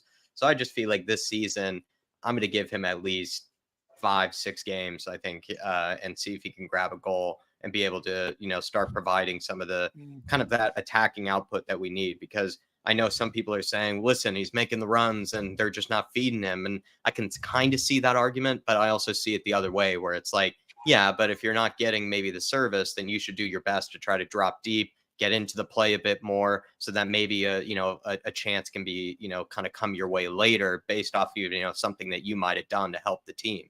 You can't just be a guy that's always just standing on the shoulder the whole time, just waiting for a tap in. That's kind of a bit of a selfish way, I think, to kind of look at the game. I think you have to get a bit more involved in the play. So I think I'm just going to back Richie because I really like Richie. I have a Richarlison kit and I like his attitude. I like just the fact that he runs around and runs really hard and sort of is a nuisance for defenders. I like the fact that he's always sticking his head into, defenders' chests and just kind of is just a mean, kind of like, just kind of bully, of a striker. And I just want him to do well. And I like those type of strikers always. I think they kind of just they give me kind of a warm feeling because they always just are such kind of nuisance, type people. But at the same time, he's had a bad touch. His finishing has been a bit off and, I can't defend that. I just hope that maybe one day he just shows that is in there. He's just, not really showing it at the moment.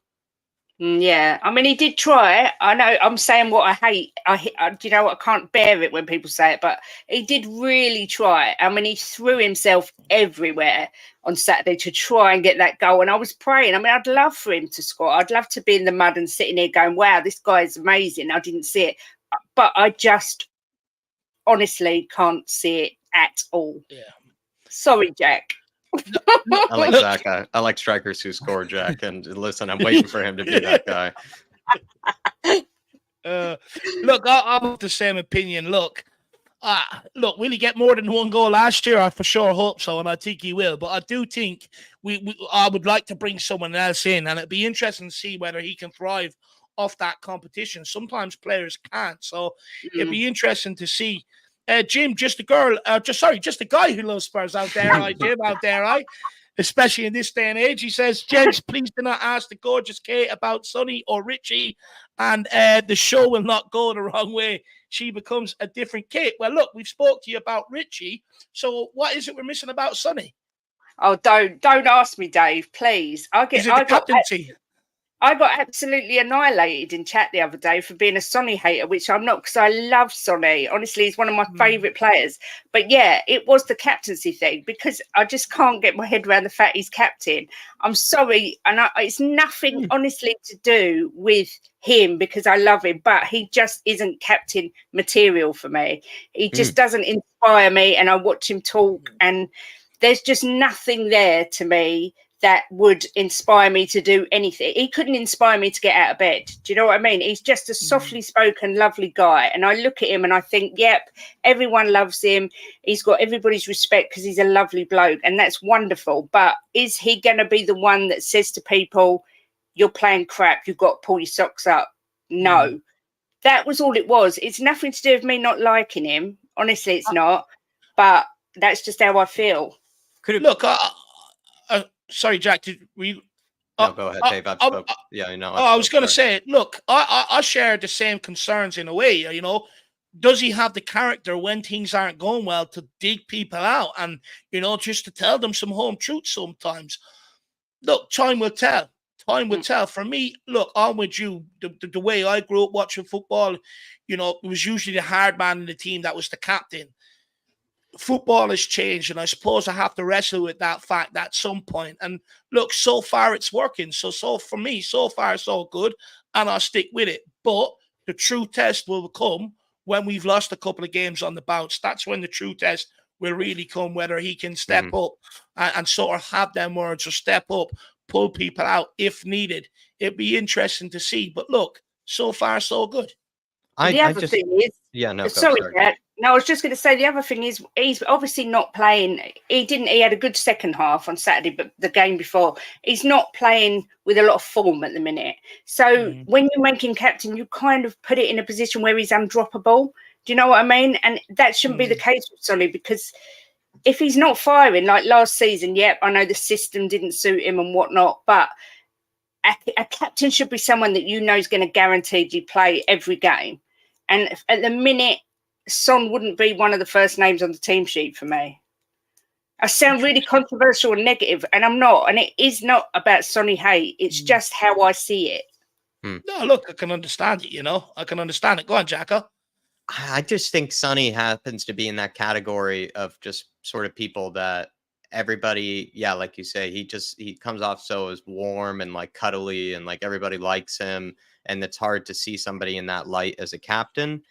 But at the same time, maybe that's just one side of him, and we don't often get to see the other side that might be that more kind of intimidating and maybe more kind of like, demands respect type of character. Because the way I see it is they wouldn't elect him captain if he didn't have some sort of nasty side to him or some sort of kind of, let's say kind of intimidating, streak in him. Because if in order for him to demand respect from his teammates, he needs to have some sort of way to be able to raise his voice and some sort of way to be able to demand that sort of respect. And maybe us as fans, we get maybe fed a lot of the content of Sonny just putting his arm around players and, being kind of everybody's best friend. And we don't get enough of the content of him being that leader and being kind of that dog type, personality that maybe we get with other players and whatnot. I just feel like maybe we just don't get both sides of Sonny. And I think that other side of him is in there. And because they do get to elect the captains, the players, as well as the managers. And if he did happen to be this sort of teddy bear type guy that everybody loves and only just that, then I feel like they wouldn't make him the captain, in my opinion. I think they would probably see past it. And also a quick comparison would be James Maddison. If James Maddison's been named vice captain, I also have been kind of put in the mud because I sort of thought that he was a bit of a party boy, a guy that like just likes to have a good time, likes to be friends with everybody, Maddison. And he wouldn't be named captain if he, was that type of character. He obviously has a different side to him, a different, part to his game or his, character that I'm not seeing, or I'm not able to see just yet. So maybe something. I'm not. I just saw someone saying pressure from the fans isn't going to help. He's got no pressure from me, but I look at Sonny, and on the first game he gave away the penalty, and the first thing he did was rub his captain's armband, and that's how I see him. He wears his heart on his sleeve. He bleeds Spurs. There's no doubt about it. I mean, I love the guy. I actually love the guy, but I just wonder if he's just a bit of a sensitive soul to be captain of that team. I could be completely wrong. I mean, I've been called racist for the last week for saying it, and I've got nothing against Sonny. I love him. I've got signed pictures of him all over my house. I adore him. But the trouble with a section of this fan base is you can't say anything detrimental about Sonny without getting abuse. And I don't mean anything by it. I only ever want what's best for the team, and I would love for Sonny to become the best captain Tottenham have ever had. And I'd love to be proved wrong because he's a wonderful player. But for me, he would not have been my choice. How many times have you snuck a kiss of those pictures when Jim isn't looking? Every day, but don't tell him. Don't tell him. Look, while we're on the leadership group, Kate, Romero is another one that's come in for a lot of conversation, a lot of criticism this summer. What do you make of the start of the season he's made and the fact that he's vice captain? To be fair, I was one of the. I sound like a right negative Nancy, but I was a little bit concerned just because he's a bit of a nutcase on the quiet at times. But I think the responsibility, I think he's taking it on. And I thought he was fantastic on Saturday. And he looked like he'd matured. I know that sounds stupid because he's only been given a vice captaincy, but to me, it's made him. And he looks like he's taking it on himself, and he looks strong. He was making really good decisions. I never felt like he was going to do anything rash. So, for me, that he was a good choice. And I saw someone say he could be future captain. And I agree, because he is a bit of a hard man. But not that I'm saying you have to be, but it's like you, David. In years gone by, it has always kind of been the hard man that's been the captain, like the Roy Keane type. And I know football's moved on, but I still kind of think of it that way. Yeah, no, 100%. 100%. Look, I do too. You know me, I just prefer someone that's a hard man because I know that when the shit gets tough, or Yeah. you're in the mill, that guy is going to be the one that's going to stand up, and he'll have no problem having the conversations that need to be had. You know, and that's why it's always traditionally sort of been that person. But look, we got to understand, you know, that some people make some good point. He's captain of his country, and look, you don't get to captain your country if you're not willing to, you know, maybe call people out and stuff like that. So look, let's wait and see what happens. Hopefully, we don't have to go into that side where we're a few games on the beating, and we have to pull that side out of Sonny. Right back. Let's talk about right back for a minute. You know, we've all seen Porro, we've seen Emerson, we've seen the best of them, we've probably seen the worst of them over the last couple of games. I mean, there was a lot of chat this summer saying we needed to go into the market, maybe potentially look at that and buy a right back. After what we've seen off the two of them, do you think we still need to go in there and buy a right back, or would you be okay with them two options for the season? I think we need a centre back more than we need a right back. But I was impressed with Porro. There was a bit of a ooh when I saw his name on the team sheet, but I thought he was decent. Do you know what I mean? I was a bit like, oh no. I thought he did his job. They both still have got a bit of a question mark. But if we don't bring in a right back, I don't think it's the end of the world. I think Ange, he will choose which one he thinks is right for each particular game. And I do have full faith in Ange to get these decisions right. So although Emerson wouldn't be my first choice of a right back or Porro, I do think that if we don't buy a right back, we'll be okay. But maybe in January we'll have to look at that position. What is it that you think either of them are missing? What do I think we're missing? Yeah, what do you think they're missing? Either Emerson or Porro, or both together. What are they missing kind of together, do you think? I think Emerson is too weak. I mean, when we played Brentford, every attack went through Emerson's side. Porro is he's just better going forward, but he's not really an attacker. I'm not a defender, sorry. I'm not sure why we seem to buy players and play them in different positions to what they're used to. It's just the Tottenham way. They're just not beefy enough for me. I like solid at the back. I mean, Van der Ven's come in, and I think he looks like he's been playing for us for years. I think he's fitted in lovely. So for me, I just would like someone a bit more beefy. But I think, like I say, we can cope till January, but we need to get a centre back in lively. Yeah. Because that concerns me massively. I mean, we've been saying it for weeks, Dave, and now there's 10, 11 days left. It's just craziness. It's absolutely madness. Just quickly on Porro, for me, look, I'm fine with Emerson. I think he's got a lot better on the ball since he's arrived at the club. I think he could do both sides of the game. Yeah, he got caught out against Brentford, but to be fair, he doesn't get caught out that much. And plus, I suppose we have to understand with the tactics, he's asked to get into the middle, get up and support play, and it's, you know, that side is going to be exploited all season long with this tactic. But I think the difference actually is, Kate, is the midfielder you put in front of them guys. Yeah. You look at Ollie Skip, he offered no protection to Emerson, but he didn't offer anything going forward whatsoever. You look at Papa Matasar, how many times was he out on that side making slide tackles? He got after the ball in midfield, but how many times did we see him get beyond into the box, trying to score, get on the end of things? And for me, I think that's the difference. I think the right player has to be playing in that position so that right back doesn't get exploited as much. To be fair, I mean, our midfield on Saturday were phenomenal in the second half. When you think Casemiro, Bruno, Mount, they were atrocious. I mean, I heard Casemiro get loads of hate, and for me, he was the best of the three. I mean, Mount was invisible, and Bruno just spent most of the time whining like a little girl. So should have concentrated more on his finishing, right? Exactly. For me, our midfield was sexy as on Saturday, and then you think we've got Bentancur to come back. We've got the option of Celso as well. Our midfield for me is really, really exciting. The most exciting part of our game by a mile at the moment. And a big shout out quickly as well to Vicario, because he's had a lot of hate, not from me, but I've seen a lot of hate, and I thought he did nothing wrong on Saturday. I thought he looked safe hands, he looked calm, and he did everything right, done some great saves. Yeah, he did. It was, and you know what? It was a good test of character mentality for him. Hugo Lloris's mistakes came home to roost in them big games last year, and to have a keeper in that big game who stood up to the big moment. You know, maybe that's what Jack was talking about all along when he was criticising Hugo Lloris last season.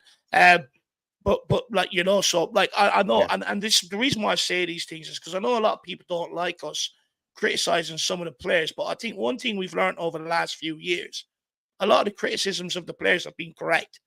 And since they're starting to move on, we're starting to see the results of moving them on, bringing in fresh faces, fresh bodies, new mentality. New mentality. Yeah, exactly. Gaguma with the big smiling, pulling the cheeks apart, pulling my big fat cheeks apart. Big up, Gaguma. When you're tired of happy clapping, Dave, your face hurts, you know, from all the smiling. You know, that's another good feeling. And there's certain games, you know, when you're smiling so much after the game that you do feel like, you know, your cheeks, you know, your cheek muscles were just overworked from it. That's always a good feeling. Big up, Gaguma. Big up, Gaguma. Big up. But Kate, where can people find you? What's going on over here at Just a Girl Who Loves Spurs? Well, you can find me there. Just a Girl Who Loves Spurs. I've just hit 400, which I'm delighted about. It's only been a couple of months since I started. So it's all a bit up in the air at the minute, what with everything going on at home. But I normally do every day 1 till 2, and I did a Saturday night show because I was buzzing off the walls after the Man United game, and I couldn't sit still. So I just got on and did a quick stream. So I do pop up at various times. But yeah, normally Monday to Friday, I'm there 1 till 2. Just have a bit of a chat and a laugh and try and keep the mood up. Whether we win or lose, we try and stay happy. But at the minute, it's easy to be happy because we've got big Ange. Yeah, for sure. And hopefully we stay happy. But people, please get over there. Irish Hotspur fanatics, get over there and smash that subscribe button. And let's try and get boost Kate up the algorithm, boost up the numbers for her. She's an absolute brilliant contribution to all the shows she gets on. So make sure you get over there and show her the love. And at the end of the day, we're winning. She's a Spurs fan. And that's all you need to be able to get over and do that, Kate. Big yourself up. Send well wishes to your mother from myself and Jack over here at the Irish Hotspur. And we'll speak again soon. Thank you, Jack. Thank you, David. And thanks for the watch along at the weekend. It was magnificent. Oh, thank you, Kate. Thank you. Absolutely class. We need you with us. We need you with us. We need everybody in there. You know, you guys give us the strength in the chat. Dave. You guys give us the strength in the chat. We're all as long as holding we on keep to a roller coaster, you know, during it. As long as we keep winning, hopefully the good vibes can continue. That'd be absolutely nice. I'm sick of giving out about this football club. I just want to love it. So big up, Kate. See you soon. See you soon, guys. Thank you. Everyone, big up, Kate. Please get over there, check out the channel, and hit that subscribe button. Absolutely brilliant contribution there by Kate. So big yourself up, and everyone wish her mother well there in the chat as well, please. But look, Jacko, we'll keep moving. Who's next? I think it's Tyler has now, you know, we're going to go to Tyler, then it's going to be Daniel afterwards. Okay. So, grand job. Let's get Tyler on. Let's hear what he has to say. Tyler, big up, man. How are you? Hey, guys. How we doing? Good to see you, Tyler. I'm good, man.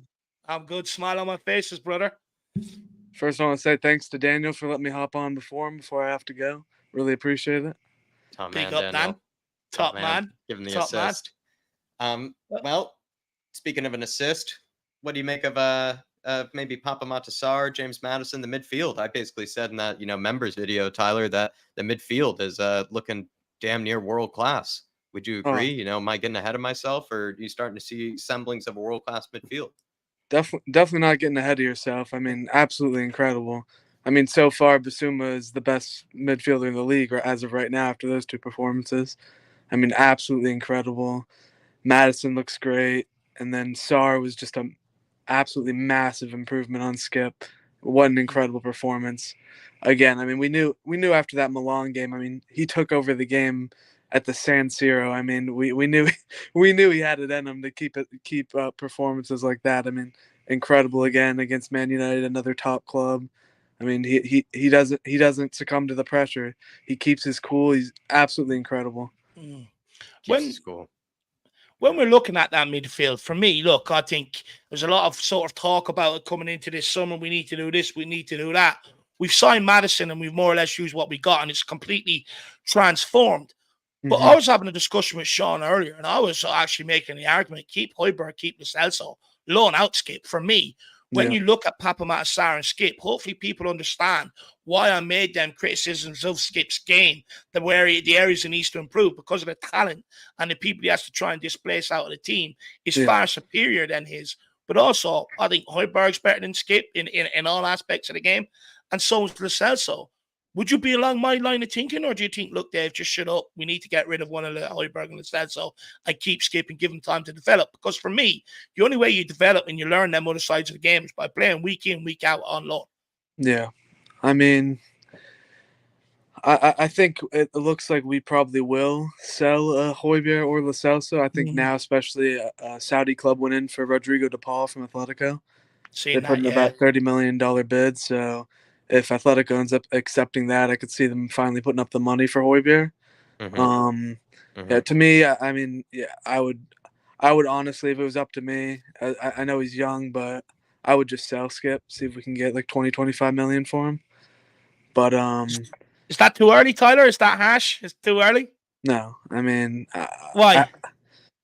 He's just not good enough on the ball. I mean, his energy is great, but he's just not. He's not even that good of a tackler, and that's kind of what his best thing is. Sort of. I mean, he scored two poacher goals against Barcelona, and people were calling him the next Paul Scholes. I mean, I don't know. I just I never see it from Skip. I mean, it's ridiculous. I mean, you put in Sarr one game against Manchester United, and you saw how much he can do. Skip is just not good enough, I don't think, for the Premier League, in my opinion. Could it be the case, though, Tyler, that Ange has more of a soft spot for Skip and maybe has less of a soft spot for Højbjerg? I'm seeing that from Polio 125. He's saying Højbjerg is going, Ange likes Skip. And then, is that maybe something we have to get to terms with? Maybe Skippy's just, for whatever reason, making an impression on Ange that, we're not aware of. I mean, Skip's a great kid. I mean, I don't see how you could not like Skip. I mean, as a person, and I mean, I don't think he's horrible, but I just don't think he's Premier League quality, at least for the top 6 or top 4. I mean, you keep him around as a squad player just because he's, homegrown and he's a Spurs boy. But I mean, what's the point? I feel bad. You might as well just have him go play. It's kind of sort of like Tanganga for me. I just don't think they're good enough. I think they're better off, just being sold instead of just keep getting loaned. I think they deserve to be playing.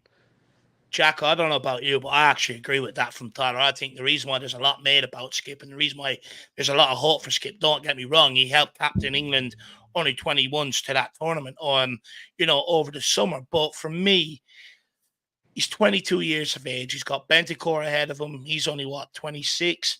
You've got Bissouma, same age. You've got Maddison. Now you've got Sarr coming through at 19. You've also got some of them youngsters coming up behind him. And I think Tyler's correct. I think the reason why he's more being kept around out of England is because he's probably one of the best homegrown players we have. Yeah, often the case where we keep around our homegrown guys and we keep around the best ones just to meet the numbers and, meet that sort of quota. And, sometimes maybe the ones that you end up keeping around aren't actually good enough, and it can be a bit awkward that way. I feel like Skip, I'm more maybe on Sean's boat here. I think Skip maybe just needs more minutes, and maybe if that can't happen here, then it needs to happen, on loan.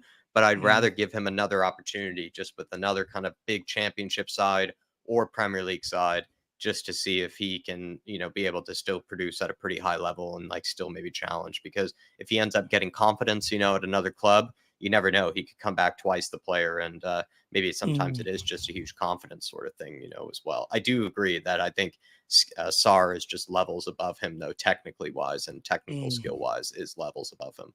But what do you make of I was going to say Destiny Udogie kind of at left back, one of the other kind of Paratici starlets here. And Jason Bell, this is a comment I highlighted from earlier. Big ups, Jason. He says, I think we need a left back more than a right back right now. I love what I see from Udogie, but we've got no good backup for him. Do you feel like Udogie is, proving a lot of people wrong at left back? Everyone thought he would struggle.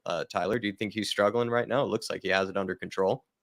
Yeah, I thought he was going to struggle just a little bit too, because I watched one game in the U21 was the World Cup. I saw him play for Italy, and he actually had a really poor game against youngsters. So I was actually a little bit worried coming into the season. but I mean, he's looked fantastic so far. I mean, Mm. miles the ahead of inverted role Reguilon that's- and Sessegnon as of Is it right the now. inverted role that helps him out? Is it like, the fact that he plays a bit? What do you think is, why is it so easy for him, or why does it look more comfortable for him, do you think? I mean, he's just technically a really good player. I mean, he's stayed composed so far. Defensively, he's looked like one of our strongest players defensively so far. So I don't know. I mean, that run through the middle against Man United, whatever Sunday was incredible. I thought it was just beautiful to see him coming even into the middle and able to create something like that. I think it was awesome to see. And For me, go ahead. I was just going to say, Todd, I just think it comes down to the fact, 100% that he's technically gifted, but also the guy can defend. He knows how to look after himself. It's and once you can do that, you're always going to hit the ground running. Definitely, the guy just understands football. Yeah, and I think you can't really bring in a left back right now with Sessegnon injured, and if you don't sell Reguilon, you can't really buy anyone else in that position. And I think Davies will be okay as a backup. I mean, we all know he's not, the most talented player. He's, an okay defender, can pass the ball okay with his left, but I mean, he's nothing special. But he did. I mean, he came in.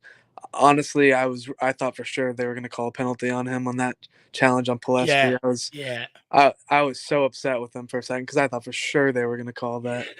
I don't think it would have mattered.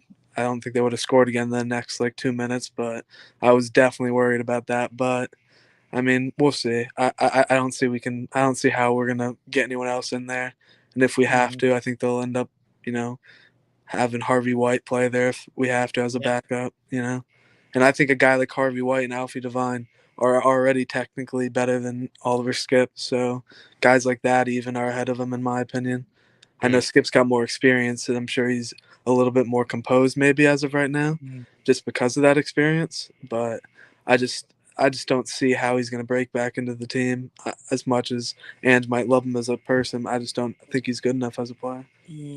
Does Davies have one of the problem mentalities though that Dave was talking about earlier, like with Eric Dyer and guys like that have kind of needed to be switched out and kind of moved on? Like keeping around a guy like Davies, is he good for the squad? Is he good for the squad morale, or is he going to be a distraction, kind of like maybe a Dyer might be? Because having Davies and Dyer around at the same time does worry me. It does worry me. I'd rather one of them be gone.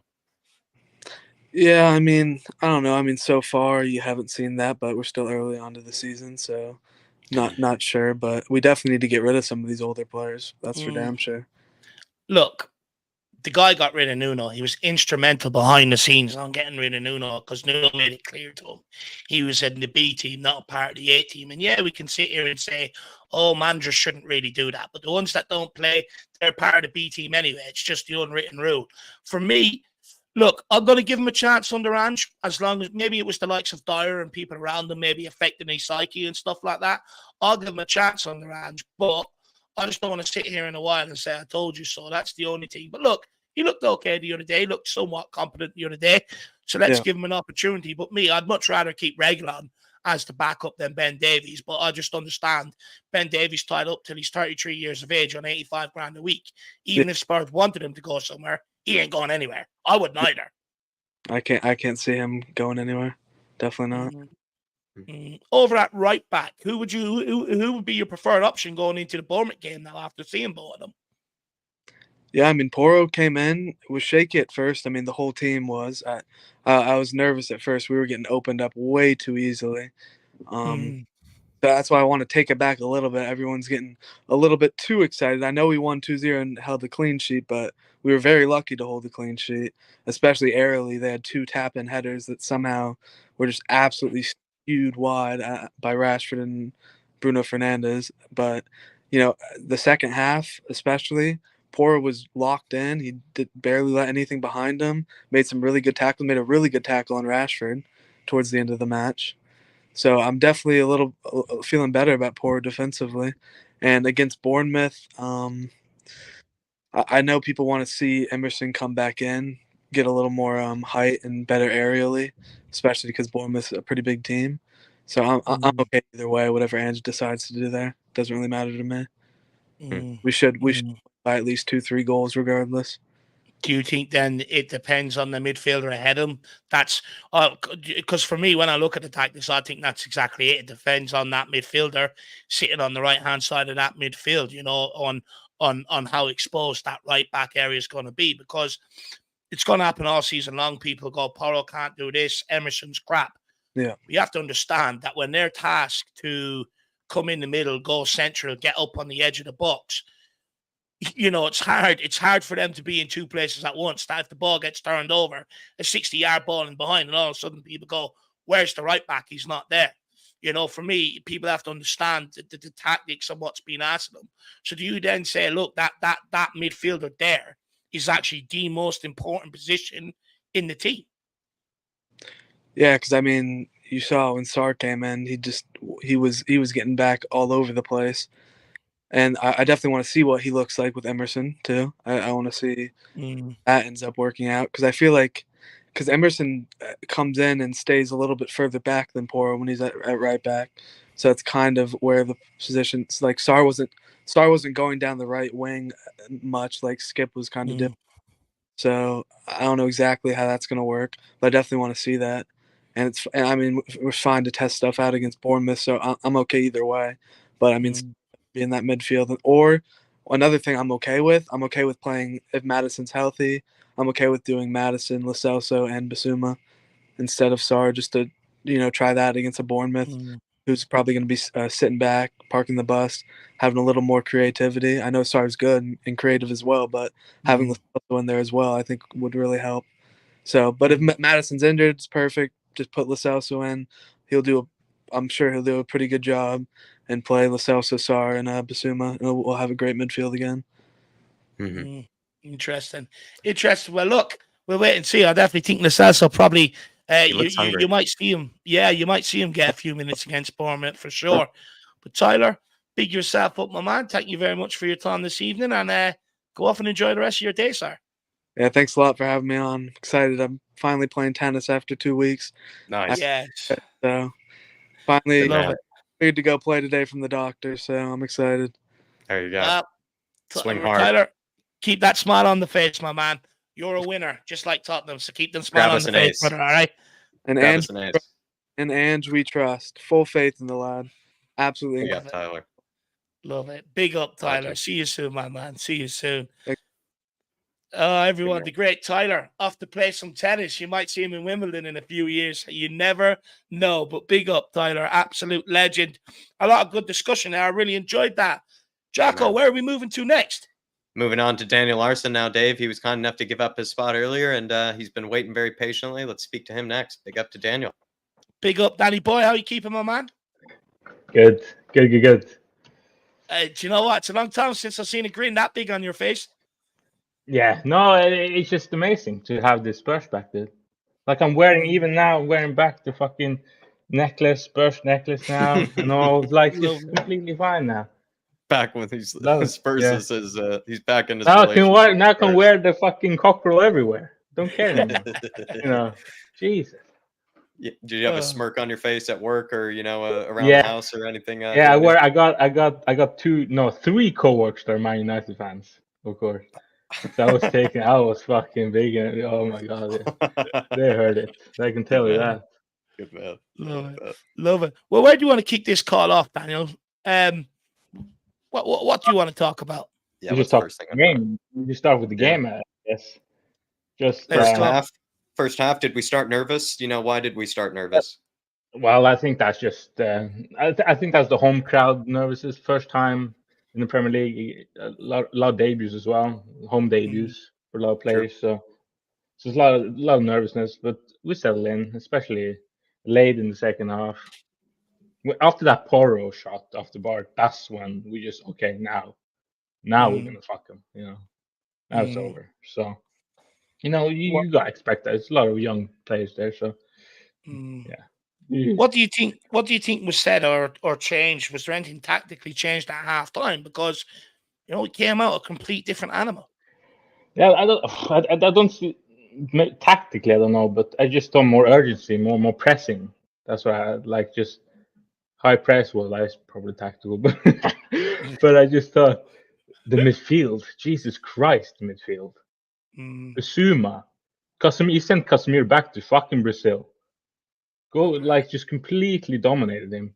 He's scared. He's looking around the corner seeing Basuma now.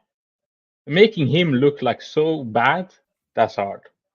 So and also Sar. That is Sar now. Fuck it. That is Sar now. How can you be just everywhere?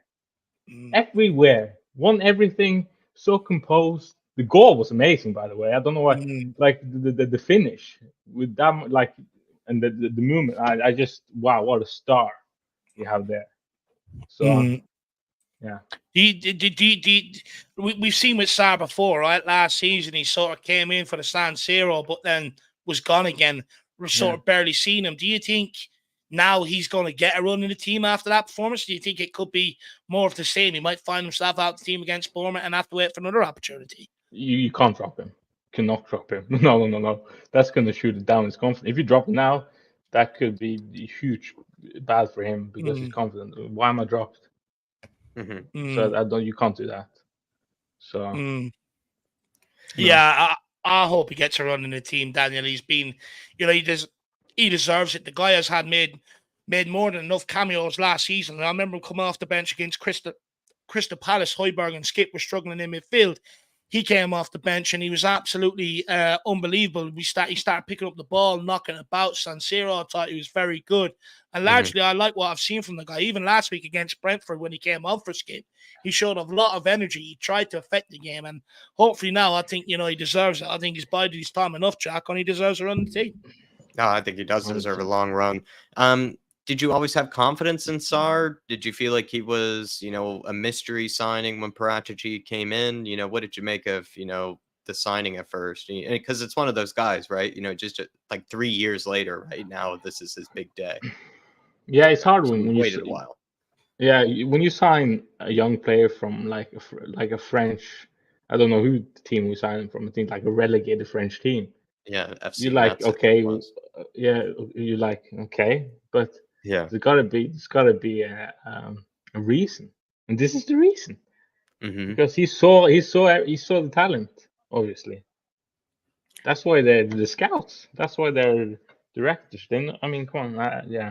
Does it then give you confidence for like an Alejo Valise like kind of signing, like the random Argentinian kid that we just brought in, right? Because could it be something similar where it's like, who the hell is this guy? Like, why did we just bring this guy in? And then do you think 2 or 3 years down the road he'll be scoring a similar goal against Man United, and we'll be praising whoever brought in that sort of business? It's just you got to be patient, right? You have to let it cook.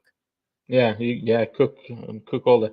No, you gotta be you gotta trust, and definitely I'm definitely gonna be all behind that, and definitely gonna be. You can't expect, how quick he can, become in the team, but you gotta trust that he's gonna hit. I mean, he's gonna become something special.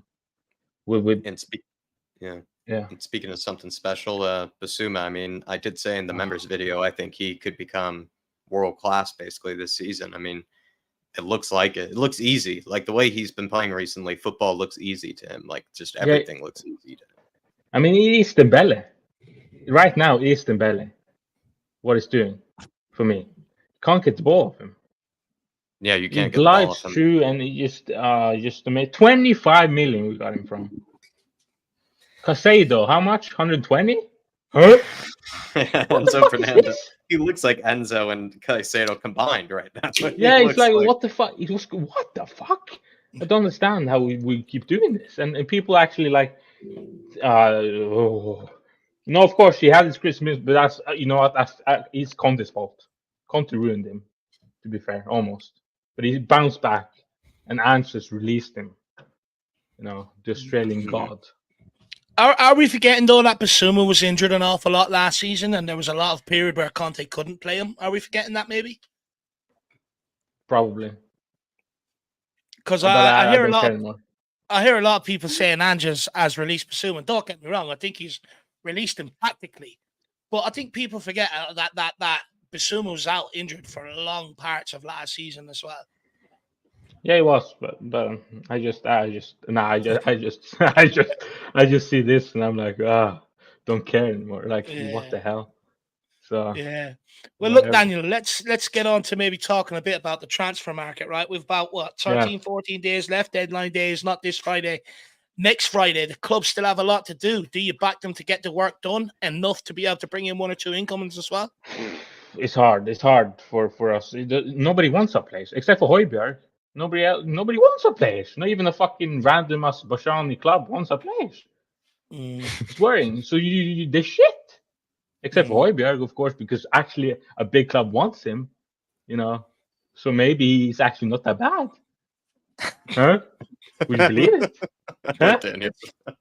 See, this is my fear, though, Daniel, that we're getting into the position where maybe we're selling on players that are more useful to Ange because they have value in them, rather than offloading players that sort of have very little value and little value to what Ange is going to do on the football pitch as well. And that's my concern, that the end of this window might just pan out like that. Yeah, I think I struggle to see us selling someone right now. You know?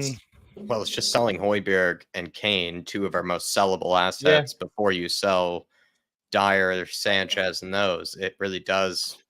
I get it, because like you're trying to bring up, Daniel, no one wants them. So they are in a way hard to sell because you don't have a lot of people really interested in them. You're not really getting that big of bids. The players don't even want to go to these clubs that are even interested in them in the first place, right? It's much harder to sell those guys than it is to sell a Højbjerg or a Kane, because everybody wants those guys. Once you tell them that, hey, we're thinking about selling Højbjerg, everybody's going to come to your door, looking to see, what you're willing to sell him for. Same thing for Kane.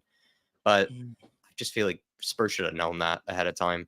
They should have known it was going to be hard to sell these guys. They should have known that you were going to get bids only from like Romania and Russia and and Saudi Arabia. Hopefully, that's the thing. That's how bad they are. No, not even Saudi Arabian clubs are coming after him.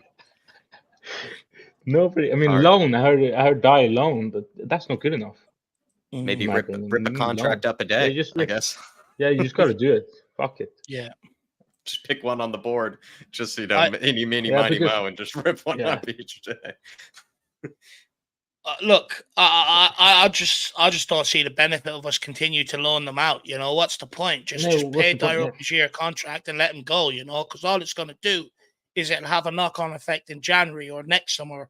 And it's all it's doing. We got rid of them last year when we put out on loan, and to criticize Paratici, many people said, "Oh, sure, they're going to have the problem now next summer." Now all of a sudden, people are saying, "Look, just loan them out; it doesn't matter." But does that same problem not still going to arise next summer? Of course it is. So for me, we just to get out of this perpetual cycle that's holding every single manager back. Just rip up the contracts, pay them out, and if they don't agree to it, say, "Okay, grant. Tuesday mornings, Wednesday mornings in the canteen for you." And that's where you're going to be working from now on. That's exactly what I'll be doing if I was the chairman in this football club, especially someone like Eric Dyer. Well, I want to go on loan so I can go free next year. Okay, why do you want to go on a free next year? Because you know that you're going to be able to get a proportion of the transfer fee that they would have had to pay for you in a signing on bonus. Yes, exactly. So it's not about football for you. So since you don't care about the football, I'll add trash duties on Thursday to your jobs as well. That's exactly what I'd be doing, and just force them out of the club. I'm sick of it. Exactly. I mean, fed up. Look at with Dyer. Of course, he said if he wants to stay to fight for his place. Well, you are already done at this because it's not even putting on your bench anymore. So you're done. Leave then, because you can't be staying because you're not even on the bench. Well, he did stay and fought for his place, and he failed. But he just wanted to accept that he failed. Exactly. That he failed. I think it's as well. There seems to be still so many different ways that people are trying to push him into the team. He still has this sort of leadership factor, and he still has this to him. And I even heard just the other day, a journalist say that he still can potentially play a defensive midfield role if need be, because he's done that in the past. You're just we just need to stop with Eric Dyer. We need to get him out as soon as possible. And he actually has made less of an effort, or clearly has not impressed Ange even as much as Sanchez has. Sanchez has clearly impressed Ange more than Dyer has. So that just says enough to me, because Sanchez needs to go a long, long time ago. And Dyer too. But the fact that Sanchez is clearly making a better impression is worrisome, and that just shows he needs to go. It does. And he's Someone already short tried to telling fight me- for his position, but he failed. He just doesn't want to accept he failed. Complete red. Someone short of telling me Failure. the fact that guy loves cornflakes, you know, he deserves to stay at Tottenham. I'm just bored of it. Yeah, but it's sentimental still. We need to stop now. Stop being sentimental. Get rid of the Yeah. fucking useless twats. And But you look, know, on the belly as the well, last- though. Go on. On the belly as well. We loaned him, of Yeah. course, twice. What's the point of that? Now we can't get rid. We still can't get rid of this motherfucker. Sorry, excuse language. That was too bad. But I can't stand him. I can't stand him. I generally, I saw some cams. He's sitting there on the goddamn bench, or whatever, the next bench or whatever, sitting there, skulking. I feel sad for myself. I'm on how many huge wages as well. You can't get rid of him. Lazy twat. Look at Sar, and you how can you not be? I just don't understand him. I honestly don't get him. And this is going to cause a problem further down the line, where you've got players on a certain wage, and you'd like to think Papa Sarr is on a small enough wage. You know, compared to big players or big wages, nowhere near the team, not even contributing, it's going to cause a problem. You know, at one point when Daniel Levy had a lot of the players under Pochettino all sort of in and around the same wages, on very small wages compared to other Premier League clubs, it created a problem because one person went, he gave it to them, everyone else followed suit. Well, look what I've contributed. So look, you know, if they don't get these players offloaded quick, it's only going to cause more and more problems, and all it's going to do is ask players to ask for more and more wages, more than what these guys are on, because they're contributing more. Yeah, exactly. Of course, and it goes around with the players. I think with man, how much money do you have? How much money do you earn? Yeah. And all that. All of a sudden, Of course it does. he's on triple maybe of Sar. What? Of course it does. What are you doing? What are you doing? Nothing. So it just pisses me off. But that's enough of the negative. Oh, look, you got Ndombele driving in a Range Rover, and Sarr driving in a Micra. It's not right. Yeah, in a Lada or something. Goddamn. Last question from me, Daniel. I did see in the comments earlier when we brought up Brennan Johnson and the rumors, you said Brennan not good enough Johnson. So yeah, no, not good enough. What are your thoughts on it? Can't be linked. You can't be linked with that. Come on. It's a decent player, but if we're gonna aim higher, especially now with people watching Ange. Pretty sure lots of players will want to join us, even when we're not in Europe. Mm-hmm. That's a big striker. Vlahovic or Koulibaly. Of course, I think Koulibaly doesn't want to join us. Probably going to PSG now. That's my first choice. But then go for Vlahovic. Go for Vlahovic, please. I think that could be perfect. You just want because I think he just needs a new start. Clearly, quality just didn't work out at Juventus. My opinion. All right. And of course, Orban as well. Even though maybe it's not, but still you got to get him, because I think this guy next season, if you don't get him now, he's going to go to a huge club next season probably. See, you say Brendan not good enough Johnson. Dave seems to think Gift not good enough Orban. That's what Dave seems to be thinking recently. Oh, Dave, say that again. No. You muted him. Yeah, no, I just. For me, what's the ambition here? You know, we've got off to a good start. Go and get someone like Vlahovic who's going to bag you goals, and you know, has all the attributes to hit the Premier League running. And you know, for me, it's going to be one of the best strikers in a couple of years around. Rather than take that risk on a Gift Orban, who's done it in Norway and Belgium. Look, you know, I get it. As many people can give me players that step from other leagues and made it, I can give you a few at Tottenham that step from better leagues than the Belgium league and have struggled up front. You know, up front is and centre back and probably goalkeeper are three of the hardest positions to play in any Premier League team at the top level, because you have to be good enough. And if you're not, and you're inexperienced, or, you know, there's flaws lacking in your game, it will be exposed at that top level. But saying that, Ange did say that, you know, Tottenham are looking at a certain profile of player, young, hungry, so might just have to accept someone like Gift Orban. Look, it's not that I hate the guy. If he comes here, I'll give him a chance, but you know, many people told me Richarlison was going to bag the goals. Now everyone's saying we need a striker. Now everyone's on the Gift Orban hype. I just hope he doesn't come in, and we're still sitting here going, Oh, we need a striker that's going to be experienced and bag us goals. Yeah, I understand completely. Understand. And also Look, with the point I just with want to be winners, Daniel. I want to win something. Yeah. That's my ambition. That's why I want a Vlahovic. Yeah, exactly. And you made a good point there. With remember Vincent Janssen? Yeah, He bagged like 50 goals at the end of the day before we signed him, and the rest is history. Jesus Christ! And Very with that. And he ended up in the Mexican league. You know what I mean? Yeah. So it's sort of like, look, let's wait and see. Let's wait and see. But Yeah, we Daniel, gotta wait and see. big yourself up, gentleman, for letting Tyler go ahead. And then no we'll see problem. you again next week, my man. Come on, Yes. Daniel. Keep that smile Oh, on your my- face. It's good to see you smiling again. Keep giving your Man United coworkers, all the business. Keep giving it to Yeah, them. Don't let them definitely. forget. I mean, if we keep playing like this, then I'm gonna be on the moon soon. So You'd be happy clapping all the way to work every day. Love it. Yes, exactly. Love it. Good man. Love it. Good man. Big up, Daniel, and speak again Big up, soon. guys. buddy. Much See you, love. my Daniel. man. Much love. Bye-bye. Bye-bye. See you, Daniel. Bye-bye. Oh, good call. Good call. Enjoyed that from Daniel. I love it when that guy's smiling and in good form. He's a good guy. Jacko, where are we moving on to next? Yeah, I was gonna say it's like you, Dave. Everybody likes to see, Daniel smiling. When they when everybody sees you smiling. I believe we have Ellie Hoiberg, Hoiberg's finest, Hoiberg's biggest enthusiast. Ellie's next, Davo. Yeah, Big up, Ellie. How you keeping? Hello. How you doing? Yeah, not too bad. Not too bad. How are you? Good. Yeah, I love Daniel. He's lovely. He's got testosterone up to the sky and back, hasn't he? Yeah. I He love looks his to little be- potty mouth as well. I love He's it having when a he good has a week, little Ellie. swear word in there. He's Yeah. having a good week. It just He's shows loving you've it. got passion for your club, Yeah. and you want them to do well, and he's always got something good to say. Yeah. Yeah. He Well, feels, Ellie, you were- he's feeling giddy. He's feeling giddy right after a win, and that's the good feeling Yeah. to have. That's what you want Because to have. we're all feeling a bit giddy, aren't we? Because of the football we're playing. And It's we very deserve it. attractive. All right, Yeah. there's some teething problems here and there, but we'll get over them.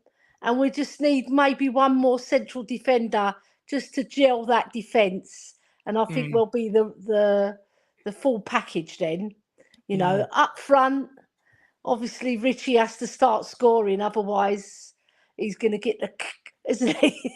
Yeah. He's going to get the chop, because I don't think Ange will suffer fools gladly. If he's not producing, then he's not gonna be included in the starting 11. He'll be Ellie- benched again. Yeah, 100%. I fully agree with you on that. And look, rightly Yeah. so. If you're not doing your job, you deserve to be benched. I'm a big Yeah. advocate of that. But Ellie, I see a lot of people saying, "Oh, people are ignoring Richarlison's runs. They don't want to pass him the ball." You think that's true? I wouldn't say that. I'd say he needs to make smarter runs. Okay. Because the runs that he's making are not. He's running behind the defenders. I want him to go near post, not wait for the ball to come in the middle or the far back. Go near post, because you've got more chance of scoring then. And if you're going to go back post, make sure you're going to get a head on it, right? Because Kulu can pin them. So can Porro, right? And so can what's his name on the other bloody side? Solomon and Perisic. They can all pin crosses, right?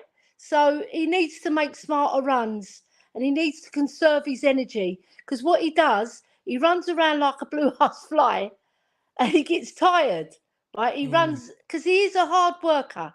I'll give him that, right? But like Jimmy Greaves used to say, you don't have to run around like a blue-ass fly. Your job is to score, right? Make the smart runs like Messi does when he was older. He made smarter runs. He can learn a lot by looking at other players as well, what they do, how they do it. You've got to have the bonds to look at other players and learn, because you're learning your trade. Yeah. And he's not old, and he's not young. So he's in transition with his career. If he can pull it out, I really love him, because I know he wants to do so well. He does. And that's you're halfway there then. Yeah. You just need that other half to take you to the level that's required of a Spurs striker, because he's got big boots to fill. Harry Kane, He's just left us, and he's feeling the pressure, maybe.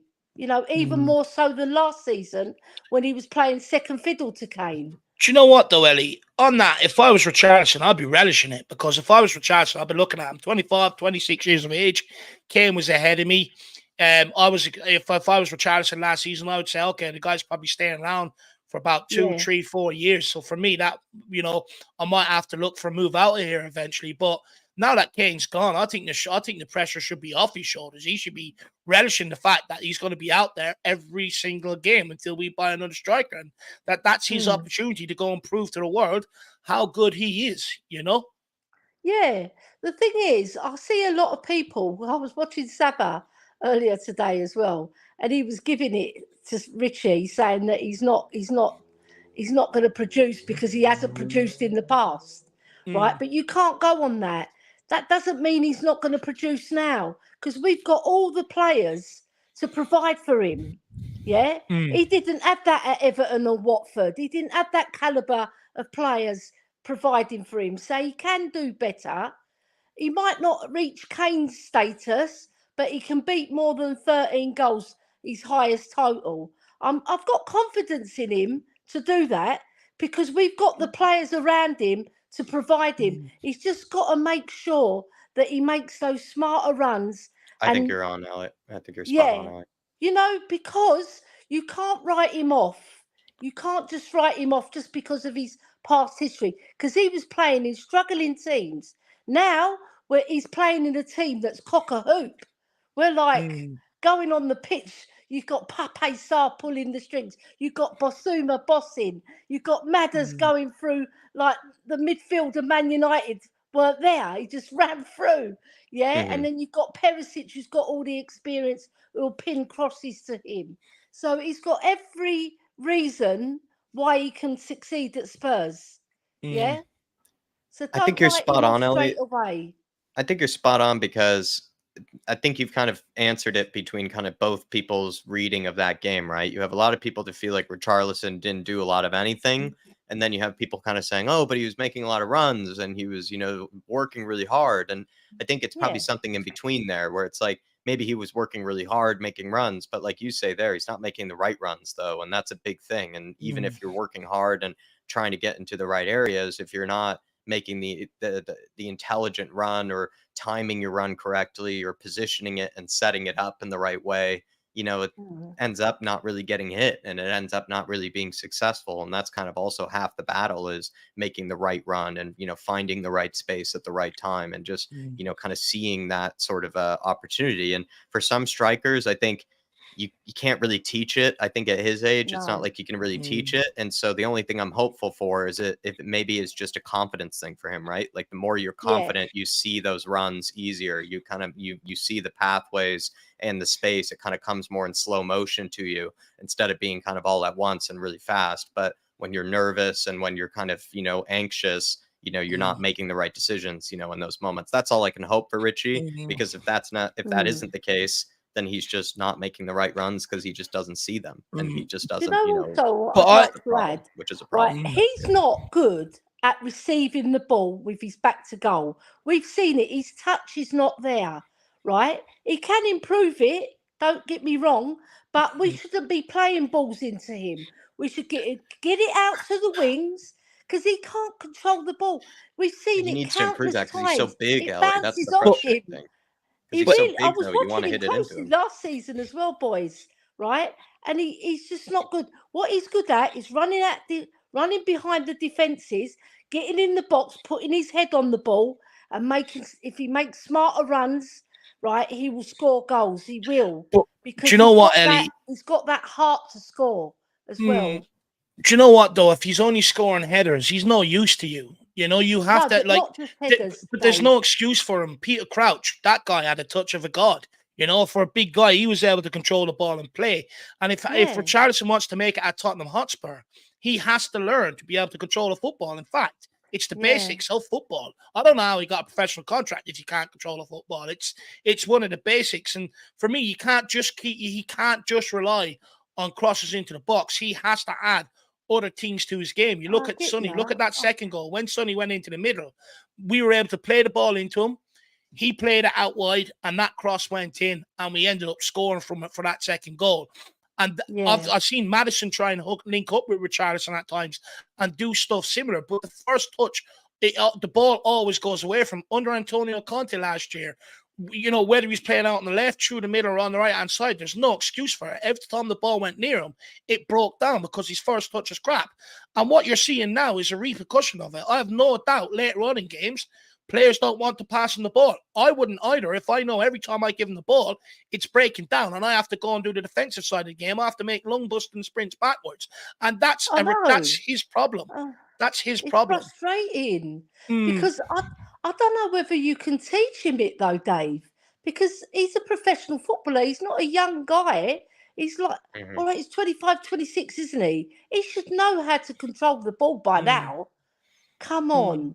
But he's also big. That's where it's frustrating. When you're big and strong like that, people are going to want to, ping it into you. And they do want to expect you to hold it up when you're that strong. And when you're also a guy that he looks like he wants the ball hit into him, because the way he sets up, he backs into the guy and it looks like he wants the ball hit into him. It's just he's getting let down by his first touch. I don't even know if it's that he doesn't want the ball hit into him. He just isn't controlling it properly. And he's just getting frustrated with it. Season as well. He was doing it all last season. His touch is really poor, right? When he gets the ball, that first touch is so poor and he loses it about 90% of the time. It bounces off him, right? And he needs to improve that.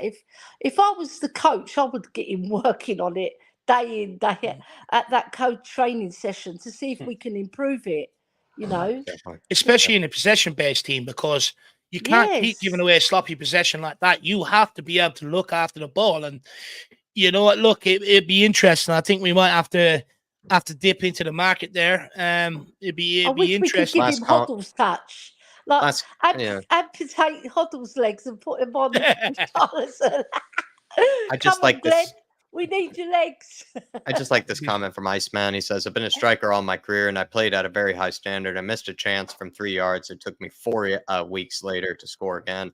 Confidence is absolutely massive. And I think that is also part of it, is confidence can make you half the striker that you normally are, right? And so many players in that position rely heavily on confidence, and it's up to him to get it back. It's not like we're wishing for it, and we're trying to, help him in every way we can as a fan base that he tries to get back that confidence. But I do think that's a major factor in it, is just the confidence, and he needs to get it back as soon as possible. Out of all our players in the team, I really want Richarlison to be successful, even more than Højbjerg, because Højbjerg, he might be leaving anyway, but I want him to be successful to prove his doubters wrong, right? Because a lot of people say he hasn't got it. Maybe he hasn't got the first touch, but he can score goals. If we provide for him, right, and he makes those smarter runs, like I said, he can score goals. He can. He's got it in him. All right. He's never played in a team with such status as Spurs, right? Everton, all right, they're a big club, but they dropped down, right? Watford, where he was before Everton, they weren't a big club ever, right? So no expectation was required of him. But now he's at Spurs, he's expected to do well, right? So maybe he's trying a bit too hard. Maybe go on that pitch, relax, Richie, and do your stuff. But look, he has to get that first touch out, because as much as we provide for him, them balls are going to be coming in. What the great strikers do, one touch, finish. It's always been the way. So he's not going to get away with not getting that first touch right, no matter how many balls and no matter what way we put them in. If we put him running in behind, he's going to have to take a touch to settle himself before he picks the target where he wants to hit it. So regardless, that first touch, he's going to have to get right. And that's his biggest problem. Nothing is going his way, and he's not scoring goals. He could have bagged 1 or 2 against Brentford, but his first touch is so poor. And it's absolutely crippling him. It's crippling him. Yeah. Anyway. Our commiserations, Ellie, by the way, before we let you go, our commiserations for the ladies team in the final, the England women. I wanted to mention that as well, because it was such a shame. It was like we were all huff and puff, but no end product. You've seen a lot of times your team's losing a final. we didn't perform like we could, right? And it was such a shame. It was like, you know, when Spurs played in the Champions League and Yeah, we didn't turn up. It was similar to that. But the felt like second that. half was a lot better, I must admit. But it was a lot of stray passes, not finding the girl on the end of the, you know, on the end of the cross, and it was too much. It gave me Champions League vibes too. Yeah, Do I, you know I what the was very problem is? sad. I was very sad Do you know what the problem is because they with did the deserve England? it. What the problem is with the women's England team and the men's national team is when they get so far, the weight of expectancy on their shoulders since '66 is always on them. Yeah, It's always on them, and So it ends up massive. becoming a massive burden pressure. and ends up, you know, crumbling and affecting their games. But look, Yeah, take pride in the fact that they got there. That's a Euros that you've Well won said, and a Dave. World Cup final, you know. So yeah, it's Well take said. very that pride good. with you. Yeah, But I'm big up, proud of Ellie. them. I'm proud of them, but I know they can play a lot better than that. And it was just a shame that some of the top players didn't perform on the day. You know, so that's the way that football goes sometimes. Sometimes Yeah, you're lucky and you'll get a goal. We hit the bar in the first half. If that went in, that would have could given have the changed girls the a bit game. more confidence. But, you know, the Spanish were the better team. You've got to They hold were your good. hands up and say Yeah. they were technically brilliant. And 9 of those players played for Barcelona, so they know each other's game inside out. Yeah. So you're playing a club side, really. Yeah. Yeah. Yeah. It's a shame, Well, look, but that's the way the cookie crumbles, isn't it? Sometimes. look, you know, it Hopefully Ange happens. will cheer you up. Hopefully Yeah. Ange will cheer you up. Hopefully, Ellie. Ange will cheer you up, Yeah, Ellie. and if Højbjerg stays, that'll be very nice as well. Because I don't know if you noticed, boys, that thing that he done on the byline, yeah? Yeah. It was fabulous. And Yeah. he kept the ball going, you know, Yep. very Yeah. efficient, and he lost the ball once. Yeah. Where he lit him in, yeah, and I was cursing him, but you know, I'm He had a Well, good look, game, I'm though. his He biggest had a good fan, game. but I'm also his biggest critic when he Yeah. does something wrong, right? Yeah. But everything else, he was Because you're his really biggest good. backer. I love He Yeah. it. didn't let us down. Good job, Well, look, Ellie. we'll wait and see what happens. But Ellie, great to see you. Yeah, Great to and see the you smile back boys. on your face. And we'll speak Lovely. again soon. Yeah, take care. And come on, See you, you Ellie. Spurs. Come on, you Come on, you Spurs. Come Spurs. on. Big up, Big Ellie. up, Ellie. Everybody give Ellie a lot of love in the chat. She deserves it. She deserves it. But look, we're down to our last 4 guests. These will be the last 4 guests we'll be taking this evening. We've got Michael, we've got Sean, Mile High, and then we also have KPV, who have a bowl to pick with, actually. But look, who's next, Jacko? We got next. I believe we have Michael here. So Michael, then Sean, then Mile High, then KPV, and that we will be ending off then. Big up, Michael. Long time no see. How you keeping, brother? Good boys, good boys. I was off in the weekend, so sorry for not joining you for the post. I hope you got to watch the game, though. Yeah. Actually, funny story, because like the thing that came up that I told you about, David, right, was that like we are sitting having a beer with my friends, and one of my friends was like, "Let's go to Budapest." And we were like, "How?" And he was like, "I will organize everything, right?" And he literally just picked this weekend, right? And oh my God, second red card. Oh no, sorry, it was sorry, because I have Crystal What's the Palace score? Arsenal on the second screen. 1-0 to Arsenal, but they are playing 10 men. Because Tomiyasu got red carded. But coming back to the story, right? So we went to Budapest, right? Amazing city, by the way. If anyone gets a chance, it's bloody lovely there. I kid you not. And honestly, like Hungary is actually quite cheap compared to some like Western, European countries. So I really highly recommend visiting there, right? But the thing was that our main part of sightseeing was on Saturday, right, during the game. So to not piss off my girlfriend, I literally turned off everything, right? My phone was in a plane mode. Like, I muted all the conversations. I told my brother to not mention the game because I knew that he was watching. I was like, I am like, cutting myself off from internet. I'm sightseeing. I'm enjoying my life, right? And then when we ended sightseeing, right? And we went to bed and, my girlfriend fell asleep. I literally just pulled the phone off. I somehow dodged every spoiler and watched it like, 5 or 6 hours after it ended, right? And I was absolutely like, what a performance, right?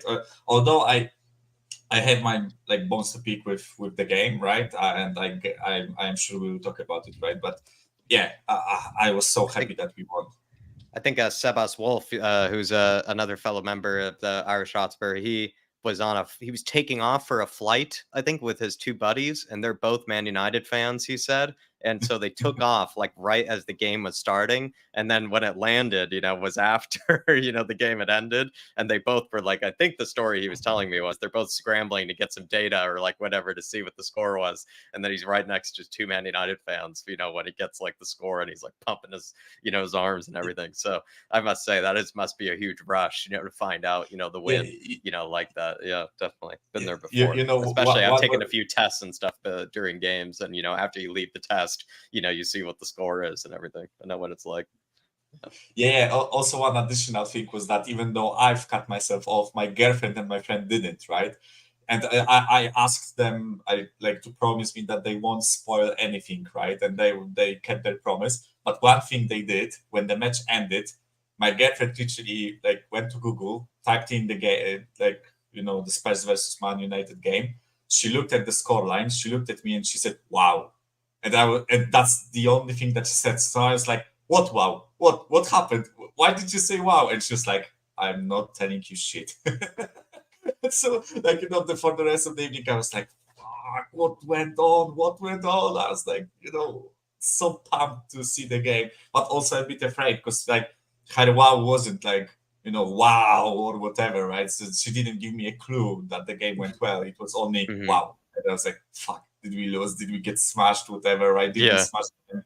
What happened, right? And yeah, then I watched the game, and yeah. I'm glad Michael worked out. Just quickly though to Jerome, because he sent this in here just now, and I did send in a message to him. But Jerome, he says, "I'm sorry, boys, but too many connection issues today. But I am so gassed with the football. Not a lot of big expectations, but it is still a work in progress. Big up, Jerome. Come on, you Spurs." Jerome, I've been having trouble today with my internet and everything. It's it's understandable. It happens to everybody. What I would say is, if you can't join us at any stage for the rest of the evening, please just send Dave or I a video on your phone, on your computer or whatever, and we can put it up for the members for other people to watch. So if you find time just to record 5 minutes, 10 minutes, whatever you have, available, send that in to Dave or I, send it into our email or send it into our WhatsApp, and then we'll put it up on the channel for people to see. Big up to you, Jerome. Appreciate you, my man. Big up, Jerome, my man. Absolute legend. Hopefully you enjoyed the win as well. Hopefully you're absolutely buzzing with Ange ball, my man. And but hopefully we can have a conversation soon, Jerome. But like Jack said, get your thoughts down on the video. We'll upload it for the members. Members, hopefully you're keeping an eye on that community section as well and checking out everything that we've been uploading for you guys to interact with us with. Michael, you're not doing so great in the Fantasy League either, by the way, so you need to do better on that. Hold on. My first week was really good, right? But the second, this game week is absolutely tragic, right? And by the way, I have to excuse myself because I know I have Arsenal players in my team, right? But the issue is that I am part of an extremely competitive mini league of my friends, right? And so I can't really not have Arsenal players because half of my, or more than half, 70% of the other mini league I'm part of, they do have Arsenal players, right? So it would be really hard to compete.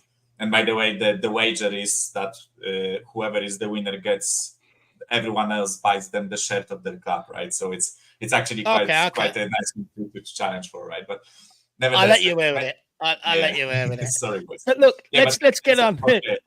You need to do better though. You need to catch me. But look, Michael, let's move on to what were you impressed with most coming out of that United game? The midfield again, right? It's such an obvious pick on where we were the best, right? I was absolutely in love with every single second of every single touch on the football that every single midfielder did, right? Pape Matar, Bissouma, Maddison, they were all bloody brilliant, right? Although first 20 minutes of the game they kind of struggled to to click a bit, I would say, right? But when they did, there was no contest in the midfield, right? And I honestly I don't want to call out names, but I've seen so many Spurs YouTubers absolutely shitting bricks before this game, and I've seen predictions of 3-1 to United, 4-1 to United. They are going to rip us apart, whatever. And I was like, who is going to score those goals? United are bad. So far, they are really bad, right? And their midfield, like it's just so unbalanced. Their midfield, right? It's kind of a similar thing that we are talking about with our like left back, right back situation, or our attack, right? That sometimes you just can't go for the best player. Sometimes you just have to like find a right balance, right? When you play, right? And I think like their midfield absolutely doesn't work, right? Mount and Fernandes are too attacking. They leave Casemiro wide open, right? Casemiro is also not like on his 100%, right? And it really showed in the game, right? But when I started like talking about the game, I said that that there are some things that I was a bit concerned about. And those things are that even though I think we absolutely outplayed Man United, I think we are by far a better team. Like, we are playing crisp, technical, like mouth-watering football. I still think the fair scoreline would probably be 2-2, right? And it pains me to say that, right? But to be fair to United, even though they played bad, they created some dangerous situations, right? Listen, brilliant save from Vicario on the Casemiro header. Bruno Fernandes shitting the bed again. I absolutely hate the guy. I'm so happy that he didn't score, right? Rashford failed one-on-one pretty much with Vicario, right? But they created dangerous chances. The Anthony post, right? Anthony hit the post, right? So they had really dangerous situations, and I think they kind of can feel a bit bad that they didn't score at least one goal. But overall, I think we played much better, which is really strange to say, right? Because I am like, with the balance of play, I completely think we deserve to win, etc., right? But the scoreline kind of wasn't fair, in my opinion. Again, I am really happy that we didn't concede, right, and we won. But you get the point, right? Yeah. I did speak about it, how we did get lucky with how United didn't exactly punish us for how nervous we started. We started out really anxious, and I think it wasn't even United. At first, I thought United must have been doing something that was causing us trouble, but Dave at one stage in the watch-along said, it's really just us playing ourselves into trouble. We're just playing loose passes, some sloppy touches, and it just led to United taking advantage and then creating some pretty good chances out of what were basically mistakes that were handed to them. And then the moment that we started cleaning up some of that possession a bit more, we were breaking them pretty easily, and we were actually able to cause a lot of trouble. And so I think that's just the danger of Ange ball in a way, is that maybe if you're just not on your game, that sort of high tempo, really kind of fast pace, way of moving up the ball about, if you don't string together those passes succinctly and kind of quickly and efficiently, you could end up, leaving, four guys running forward, and then the ball is played behind them. And then, Man United are going the other way. And that's what it felt like it was. And the moment that stopped happening, all of a sudden the game changed. So it's an interesting one, because I felt like at first maybe Man United must have been doing something that was causing us trouble, but more and more I feel like it was just maybe some poor touches from Pedro Porro, some bad passes here and there from Destiny Udogie. I remember happened too. Basuma was being taken out of the game in the first 20 minutes, and it's just all of that. But eventually, once Spurs got some confidence, I mean, Man United, just looked like a shadow of themselves. And seeing guys like Papa Matasar showing Mason Mount the weight room just gave me a lot of confidence that we were gonna win that game. But like, I think one thing that they did quite well for like first 20 minutes, but it was in conjunction with what you just described, Jack, right? Was that Mount and Fernandes and whoever else was the closest, I feel like they were instructed to keep pressure on Bissouma. Yes. Because when you watch the game, when you watch us play, right? I know it's only 2 games and the preseason, right? But we like to progress the ball from center backs to Bissouma. He turns and sprays the ball either to the side or. Sorry, guys, I have to cough. Oh, huh? Oh, I thought you said you had to go there. Sorry, sorry. I don't know. My throat just started itching, right? So we like to progress the ball from center backs to Bissouma, right? But I think we do it well. But in this particular game, I think for the first 20 minutes, we really struggled with like putting accurate passes towards Bissouma, right? So he never received the ball in a calm manner. He always had to, do a lot more. And then when the pressure was put on him, like he either had to spray the ball somewhere, like, uncontrolled, or lost the ball sometimes, right?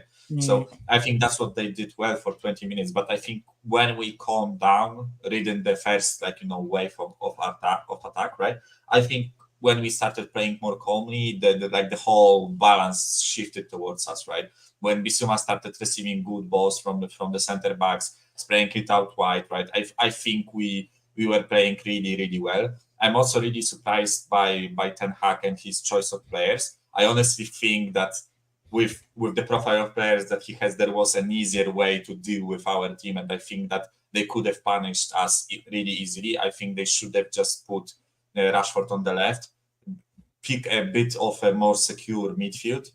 But the issue is with Ten Hag, he won't drop Fernandes because he's one of his better players, right? Mount, he's his star boy signing, right? And Casemiro is the best defensive mid that he has. So his midfield kind of picks itself, right? But the issue is it's not balanced, right? So we are coming back to the topic that I began, right? But let's not talk about United. Let's talk about us, right? I think I was really impressed by the midfield, what I said, right? But I was extremely impressed with Udogie again, right? I think we have a gem on our hands, right? And boys, I often talk about like the whole, spectrum of zeros to ones, right? And I often say that people are way too negative, right? But I also would like to say that I don't like when people are way too positive, right?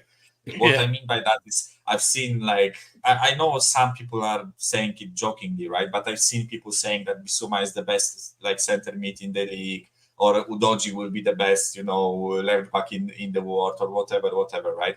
What I want to say is I think we should calm it down a bit. I really like the position of nobody expects anything from us, but we will be slapping people, right? That's that kind of a boxer that plays against, bigger names, but he's really skilled, right? But nobody takes him seriously. I like that position, right? I think it suits us really well because people will, many teams, I think, will underestimate us this season, right? Because we don't have Kane. Everyone always said that we are only a Kane team, right?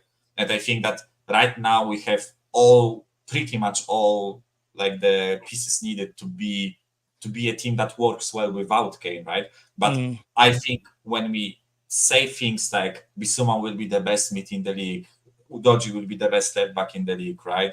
I don't know, Pape Sarr is the best young up and coming midfielder, whatever. Yeah. I think in our minds, us as fans, us as Spurs fans, we kind of put unnecessary pressure on those players, right? Because when you keep telling yourself Bissouma is going to be the best mid, and imagine in I don't know 5 weeks, right? He drops 2 bad games, right? He doesn't play really well, and then you are going to be oh, he's fucking shit, oh, whatever. I had such high expectations, Bissouma is letting me down now, right? I don't like it, right? I feel like we should approach things a bit calmer, right? Again, I have nothing against people being hyped. I'm hyped as fuck myself, right? But I like to things a bit more in the reasonable, let's say, levels, right? Yeah, I think it's also though because Spurs fans have been deprived of real quality in certain positions for so long, and it's happened in midfield. We saw Bentancur play one over the top through ball after we'd watched Winks, play alongside Højbjerg for weeks, and people were crying, basically on the watch along, seeing Bentancur just do things that we hadn't seen Winks or anybody do for pretty much years. And I think it's probably similar with Udogie at left back. We've been watching Ben Davies, Ryan Sessegnon, all these guys just struggle to do pretty much anything on that left-hand flank. And then now we're seeing a guy like Udogie just look like just damn near, imperious in comparison. And I think that's where it kind of comes from, is we're just night and day, the difference between them. But it doesn't mean then that they're going to be all of a sudden, the best left back in the league or something like that. We have to have some sort of caution with it. But I don't blame Spurs fans for having that sort of reaction, because when you're so used to pretty much dog shit of, quality, you will see something like that and you'll be like, oh my gosh, this is so much better. This is, something that we've been waiting for type of thing. And I don't blame them at all. I felt that way with Christian Romero. I felt that way even a bit with Vicario. I saw Vicario play one, 12-yard pass, and all of a sudden I was, tears were coming to my eyes because it was that much better than what Lloris was able to do. That was the case with me last season with Forster. Forster played one 10-yard pass, and I was nearly crying, watching it. So I just, I just think that's part of it. We're so deprived in certain positions that we can get, a bit lost. True. Yeah, it's true. It feels so nice to have a goalkeeper that just doesn't put it into stands or to opposition center backs. It's so refreshing, right? Because I am so glad, right? But Jack, you mentioned dog shit. I have to talk about some dog shit. This waste of space Dyer. The fuck is his issue? I'm sorry, but when I heard today the news You that see the news today? he's rejecting moves away because reasons, right? Because he wants to fight for his place. Bullshit, mate. You will be sitting in the stands because you won't even be in the match squad, right? He's just collecting the pay cut, right? Let's be honest. He's only here to collect the cash, right? Yeah. He doesn't want to sweat his old ass, right? That's his issue. I am absolutely flabbergasted, right? And also Lloris rejected the move to Lazio, right? Mate, you are 36. Why the hell are you expecting to be playing first, string in a team that's playing in the Champions League, right? Get your head, give your head a wobble, right? Know your place, right? Same thing with Dyer, right? I am so furious that we find it so hard to get those players off our wage bill, to get those players out, right? I am also freaking furious that no Saudi clubs are approaching us for our players. Why is that, right? I'm not surprised. I guess it's Levy, right? But it's just so infuriating. I know they are bad, but I just hope we ship them off, right? There is so many people in that squad that I would like to be shipped off, right? And they are just blocking the moves because they know that they are not going to be paid as much, right? And they would prefer sitting on the bench and pretty much rotting their careers off, right? Rather than playing some football. It absolutely infuriates me. This is our problem. This money grabbing culture, it's got to go. A lot of people have said, "Oh, these guys love the club." Well, turns out they don't love it so much. They don't love it more than what they love their bank account. Anyway, but Michael, before we let you go, my man Jerome wants to big you up. He says, "Well said, Michael. That's what I want too, for everyone to underestimate us and keep our expectations calm. It's so much better when we shock teams." Yeah, I completely back this, right? I think we are in a really beneficial situation. I think because there is no expectations from our fans until we build them ourselves, right? But I don't think playing 2 matches is the basis to build expectations, right? I approach this season with let's build. I don't care when we finish, let's build, right? And I will have that approach unless a madness happens, right? And I guess if we are in March, sitting at 70 points or whatever, right, then I will get hyped as fuck, right? But I guess this won't happen, right? So I approach this season with just keep it calm, do our job, let's build, right? And that's not only this, but also there is no expectations from other teams about us, other fan bases, right? Everyone is underestimating us. I've seen so many Premier League table predictions where we've been put 10th, 9th. Good. Let them think that we will finish 9th or 10th. I'm not saying we'll finish 3rd or whatever, right? But this approach will shock people, right? Because I think we have a nucleus of a really well-oiled machine. We have a lot of young players. I think we can build something really, really important. And sorry, because I know, Dave, you want to move on, but one last thing, because I've heard you guys talking about Sonny and captaincy, right? I feel that it's just my theory. Of course, I don't base it on anything concrete, right? But I think you mentioned about the captain being a hard, tough man, right? I think with our team right now, Sonny is the most experienced player, right? But as sorry, I forgot her name. The one of the guests that you had, the girl that loves Spurs. I forgot her name. Kate, right? Kate mentioned that he is a bit of a cuddly, guy. But I feel like it kind of works in a sense that we have a really young team that maybe doesn't need someone, shouting at them and, telling them you fucked up, you were supposed to be there, you were supposed to do this, right? But when they fuck up, More maybe they need someone who, tells them, listen, mate, nothing bad happened. You keep playing your game, you keep developing, right?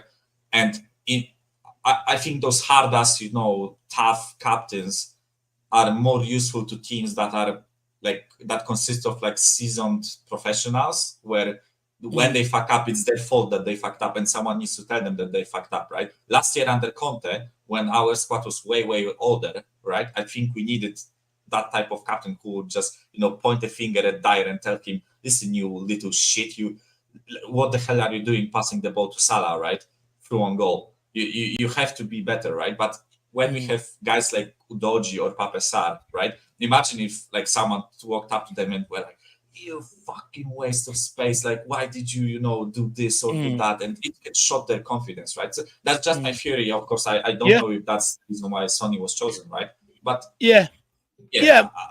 I am not necessarily against Sonny being captain, right? And I think the choices of Maddison and Romero are also because of experience and age, right? I think that's why. Look, interesting theory.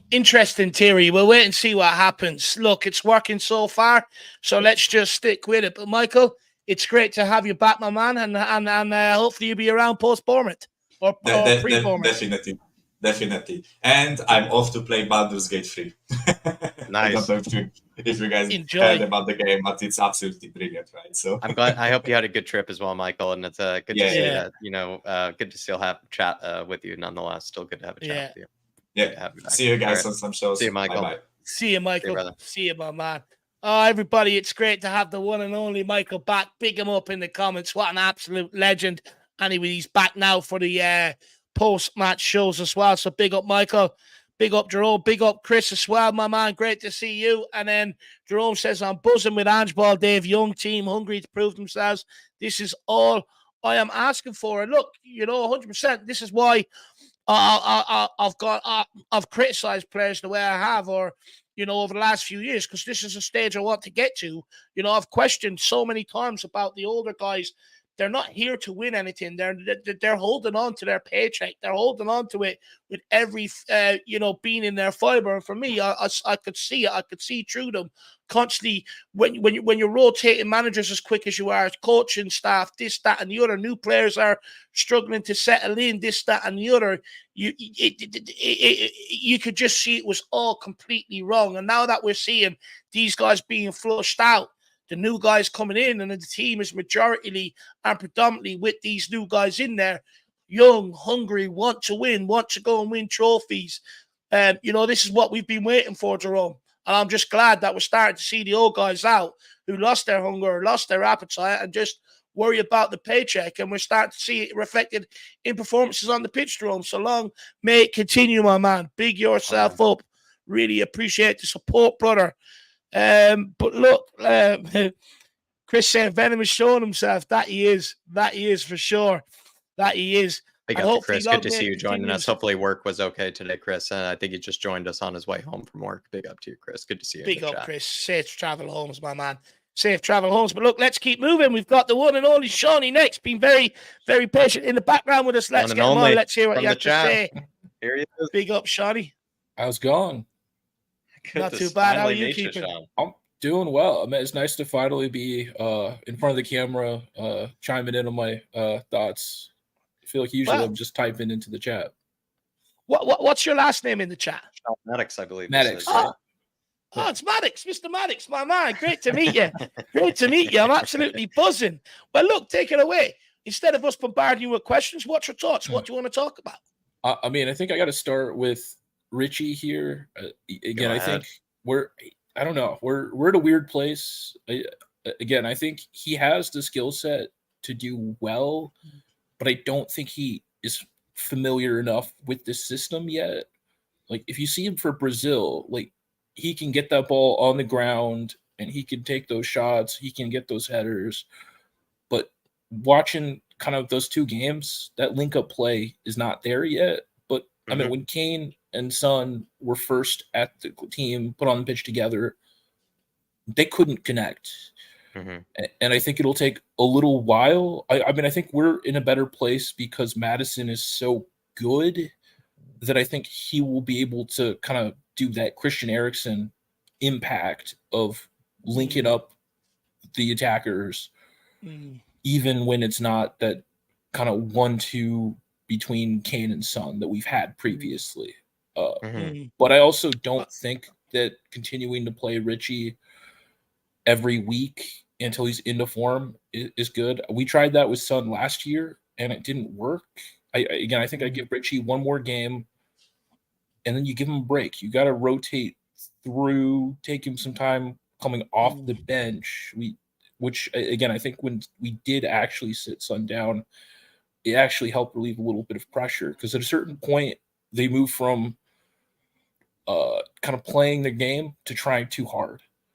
And sometimes you need to take them and let them sit down a little bit just so they can get back refocused to playing their game instead of trying too hard. But again, I felt like Richie was actually getting into good attacking positions. And there were one or two of those balls where he tried to kind of fling his leg out, and he got a little unlucky on just where that ball rebounded to.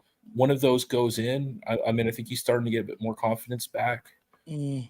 So we're in a weird position there. But at the same time, I think we also need to bring in another striker, just because we have essentially Richie and Felice, especially if they don't see Felice as ready for that first game football.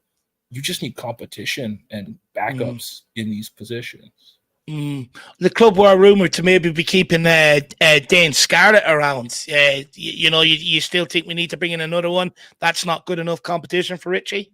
Well, I mean, I think a lot of it comes down to what positions Ange thinks those academy guys are ready in and not. Like, we got Dorrington and Phillips, and I don't know if Ange sees them as ready to jump in there, or if he thinks they're not quite ready to jump into that pressure where he's kind of putting Sanchez as the plug. And that comes down to trust in Ange. As again, I think there's money to be spent, and it's really more of a Ange, okay, what position do you see these young guys being able to fill versus where do you think we need to put in more depth? And I don't think until we know which young guys Ange wants to play, I don't think we can make that call as to who to bring in. Do you know what on that, Shawnee? I think, look, it's going to take a while for Ange to get a proper sort of grasp of the under-21 system, right? At Celtic, when he walked in, Celtic didn't have an under-23s team. They had a B team, essentially, right? It was called. And when he came in here, he got them playing and training the exact same way as the senior team. And what it ended up doing is it bridged that gap. It bridged that step up, and he was able to take players from down under or from that B team and bring them through and play them, and they were able to set in very, very quickly.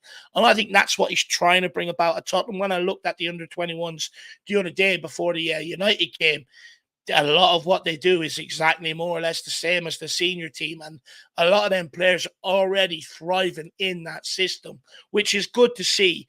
However, I don't think you're going to see the benefits of that until the FA Cup comes about, and you might get a smaller team in there, and that's where you might see them maybe being drip-fed in or injuries or something like that. But for me, the talent is 100% there. I actually feel he plays the likes of Sanchez and people like that to put them in the shop window, hoping that someone comes in personally. Yeah, no, and again, I think that we are fortunate that we've gotten a few of those guys more further developed, but it's really more of a, okay, who's ready to potentially fill in as that squad player versus who are we going to bring in because we're going to send some of those youngsters out on loan for minutes, because that's kind of the balance, is getting them meaningful minutes versus first team opportunities. And only Ange knows essentially who he is kind of ready to slot in. He already has such a young team already too, right? And he did mention that a few times, and even his press conference saying, like, listen, the first 20 minutes was a bit shaky because, one of the oldest players out there was only 25 or 26 years old. And you have to think that adding even more young players into it, it definitely makes the team young and spry and hungry, but also you need some more experience in there, just some guys who've been there and done that to be around the team just in these moments. I don't want to take us back to where you started, but I did feel like you had a lot of good points, actually, Sean, on Richie and just kind of the striker position, because you kind of said he's still adapting to Ange's style of play, his instructions, and we have to be patient about that. But then you also said we can't do what we did last season with Sonny, which is sort of just continue to play him kind of time and time and time again, kind of with the same result. So I know you kind of gave an answer. You said one more game. So yeah, is that kind of your deadline, just to see him maybe give a game or two? I think we need to see a significant improvement in this next game. Again, maybe he gets an assist or two and creates something, but we need to see really more goal scoring opportunities, because right now the system isn't entirely working. But again, he's not the only one that's kind of struggling. You're seeing there were times where Son and Madison or Son and other people were occupying that same space. And I think they haven't fully figured out exactly where they need to be. They're still getting used to each other's movement off the ball. So I think until that gets cleaned up, I mean, I think it'll be hard for everyone, not just Richie, but at the same time, I also just think that occasionally rotating that squad and will do wonders for everyone, as we got a lot of talented forward players. Yeah, sure. Solomon has been great off the bench. He hasn't even had as much of a sniff. I mean, Kulu could potentially fill in that cam role. Lo Celso hasn't come off the bench.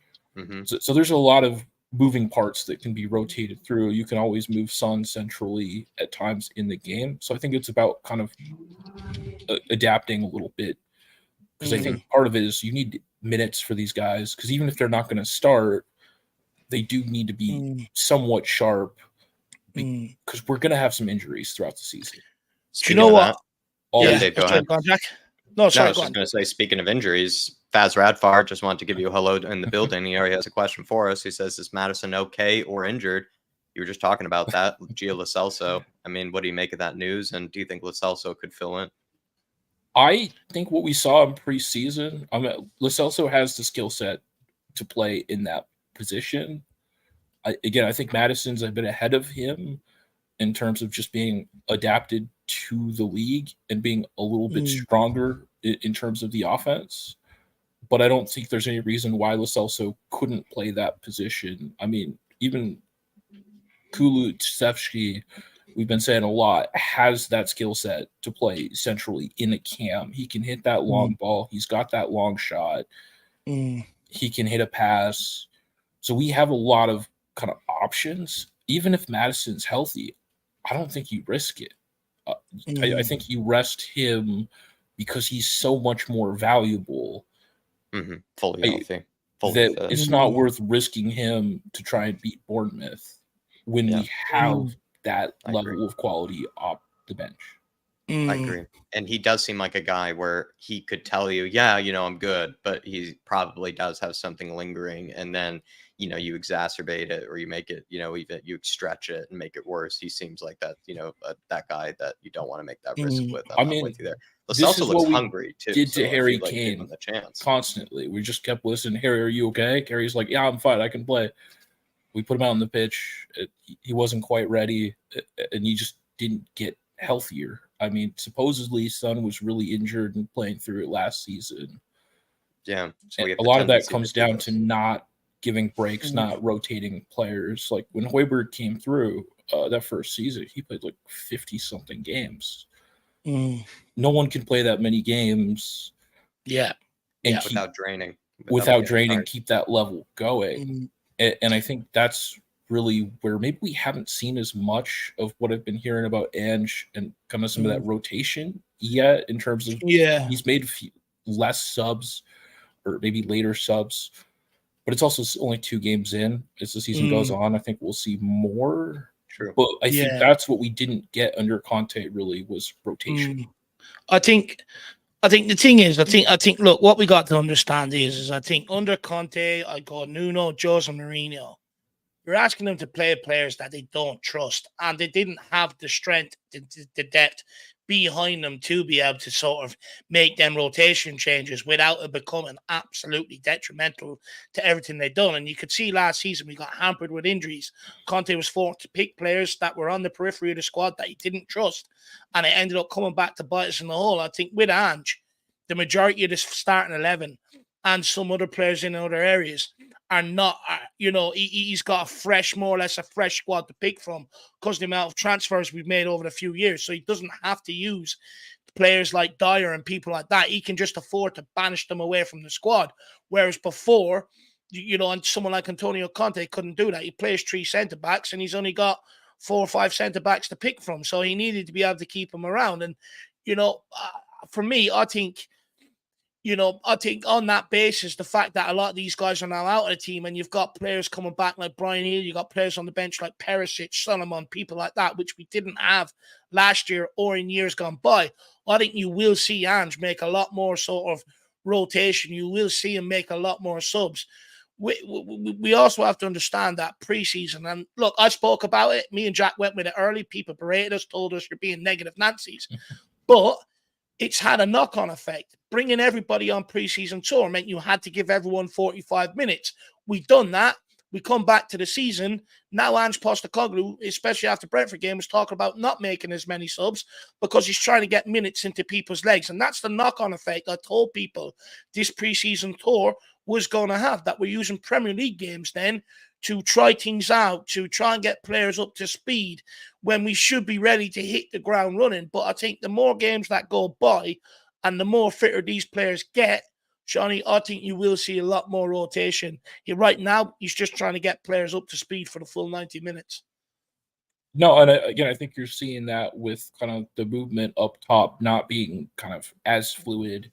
And that's because those guys didn't get enough time to really play and lock those in. And again, also Ange coming into the team, he hasn't seen a lot of these players, so he's got to actually give some of those minutes in preseason in order to get an idea of what his priorities are. So I completely agree with you there, Dave. Well, look, let's hopefully it continues to happen that way, Shawnee. Great debut, my man. I really enjoyed that. I was going to say, speaking a lot of sense.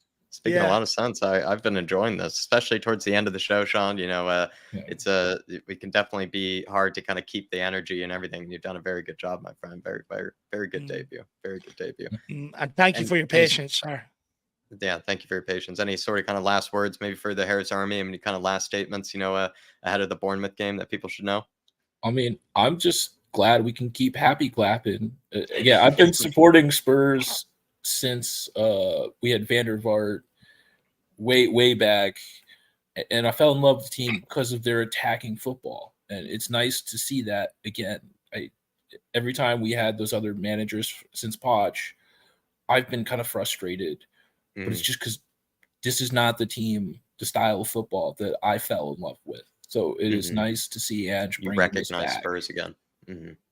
You're starting to recognize your team again, you feel like? Yeah, I think that's the optimism, is even if we don't win every game, if I'm at least enjoying the football, it's step up. I know what you mean. Well, Shawnee, I appreciate you coming on, and I appreciate you coming on and having your debut, and I hope you come back for the next one. Honestly, it was very, you joined a long list of very solid debuts. Well, thanks for having me. Alrighty. I'll see you soon, my friend. I'll see you soon. Have a good one. Catch you, Sean. Alrighty.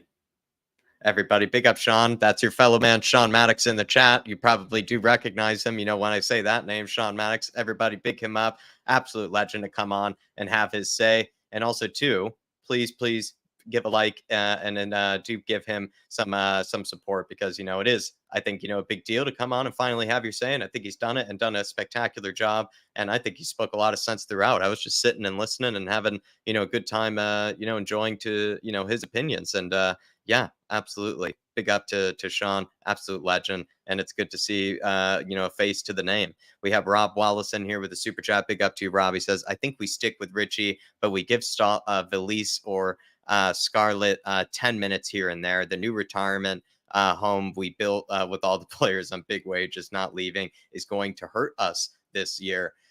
I think it's just the fact that we gave really bad players spectacular wages. I think it's when you give bad players wages that they pretty much don't deserve, they're going to find a way to sort of stick around as much as they can because they know that they probably aren't good enough to get those wages anyplace else. So however which way they can weave their way into a team or earn the trust of a manager means that they will keep those wages and they will keep their future here at this football club. So what I understand it is that, Rob, is that maybe Spurs have just been kind of hit and, being hit in a bad way with just sort of players that not being good enough, but also not being good enough with really big wage packets and really big contracts. And when you're probably not good enough to earn similar money at a different club, I mean, you're probably going to do whatever you can to try to stick around here. And I think that's what's happened. And Spurs aren't prepared to do whatever it takes to get rid of some of those players. And Spurs aren't prepared to do whatever it takes to make this problem go away. And that's, I think, something that is going to hurt us. And I'm not even sure if it is a retirement home. I guess maybe the fact that these guys are around 30 to 31, but even Sanchez is like 26, 27. He's just not good enough. You look at other players that we've kept around here that just simply are probably just not good enough, for this team, whether they're around retirement age or not. It's just we've been giving them too big of wages, and with those big of wages means it's hard to let them go. But when it comes to Valise and Scarlett, I would like to see one of them be given a chance at some stage this season, and whether they take it or not is up to them. But I think it's worth the risk because Scarlett, he's now getting around that age. He deserves maybe a chance here and there because he is supposed to be very talented and he is probably one of the best of his age group for that England side. And then Valise, we brought him in for a reason, and it'd be nice to see him be given a chance. And if one of them takes it, then you maybe ask a question later about whether they could actually fill in, every now and again, for the rest of the season. But you have to give them that chance, in my opinion. Dave, anything to say to Rob Wallace? Yeah, look, Rob, I think, football is there's a big problem here on the horizon with football. I was listening to something the other day, and they were saying that a lot of clubs' training grounds now, especially at the elite level, everything is designed to keep the player there for as long as possible and make him comfy in his surroundings. Hence why Leicester put a golf course on their training pitch, because a lot of their players were leaving to go and play golf. But what it's designed to do is actually to keep their players in and around the training ground and keep them bonding together, make sure they're good friends. And hopefully that generates the team spirit that most of these clubs are looking for, and transfixes on the pitch where they fight for each other. But within that, and with the money that's in football now, players are getting way too comfy, and then they don't have any ambition to leave to go anywhere because they're so comfy. For instance, in the hotel at Tottenham Hotspur, you get up to go for a piss at night time, you've got a runway of lights directing you to the bathroom. I mean, it's absolutely unbelievable. These players are catered for left, right, and centre. But the problem it's now creating is with the money and the clubs trying to get players to be very, very comfortable in their surroundings. You're getting players that are too comfy, that only care about their money and not about the football. And we're seeing this more and more and more and more. Look at half the players that went out to Saudi Arabia. Some of them still young enough to be able to go and do it in Europe at a top club. But all they care about is the money, the money, the money, the money. You look at one of the biggest sports stars in the world or ever in the world, Conor McGregor. When he had nothing, he fought like a dog. As soon as he became a billionaire, all of a sudden that hunger went, and you see it when he steps in the octagon every single time. That hunger just is not there. That inner dog in him is not there. And we're coming at a point of football where we have to be very, very careful. And it's not only Tottenham's that's going to be in this mess. We're just one of the ones that went early on the training ground in this sort of era. But more and more clubs, you're going to see it happen more and more and more. Now, you will, 100%. It's a problem. Top man, Rob. And Sean Maddox says that we have a clean run of games against the bottom half teams. We should be far enough ahead to get some of these guys minutes off the bench. So there's your answer to you, Rob. Great debut it was. Big up to you, Rob Wallace. Thank you for your support. Yeah, big up, Rob. Hopefully you're keeping well. Hopefully you're surviving down there in New Zealand, my man. Great to see you in the building. And yeah, Come on, you Spurs. Hopefully you enjoyed the victory at the weekend. We deserve something positive, my man, especially you. So big yourself up. And then Fazzy Radfar playing one match a week should benefit us massively. And that was, I guess, the original argument about missing out of Europe this season was if we are going to go for a rebuild, maybe you have to allow the manager one game a week to really embed his philosophy, not as many distractions, not as much game time that you have to worry about with maybe players being played too much and, straining themselves, going, to distant places around Europe only to play just around 48 hours later on a Sunday. It's tough, and maybe that might have been too much for Ange in his first season with what he's trying to bring here and what he's trying to teach the squad. So something to think about, Faz, for sure. And it was something that I think Dave and I originally, we wanted Europe. We wanted to just play as much as possible, but I can see the benefit of playing once a week like this. I think it does probably benefit Ange, and I think it probably benefits some members of the squad a lot who need maybe more time to figure out the system, more time to learn on the training ground. And those are all good things. Some players probably maybe not as much. Some players do benefit from Europe because it gives them maybe more chances to be able to try to win Ange over and more chances to try to, get themselves into his plans somehow. So it goes a bit of both ways. But at this moment in time, I am happy that, we're only playing once a week. Eventually, though, I'm going to probably say the opposite. And I'm going to say I wish we were playing as much as possible. Look, as soon as the European games come around, that's where I'm going to miss not being in it the most. But look, in one way, it hindered us because we ended up having to lose Harry Kane because of it. But in another way, if we can use it as the way Arsenal did and try our very best just to win every game every week and see where it takes us, then happy days. But one thing I want is European football at the end of this season, Faz. A great club like Tottenham Hotspur who, have history in European competitions in that lily white kit should be playing in it every single season, my man. So big up, Faz. And let's go on to our last two guests of this evening. We have, I believe it's Leo from Mile High Hotspur, and then as well as KPV. Let's go on to Leo, and then it's KPV as the closer here.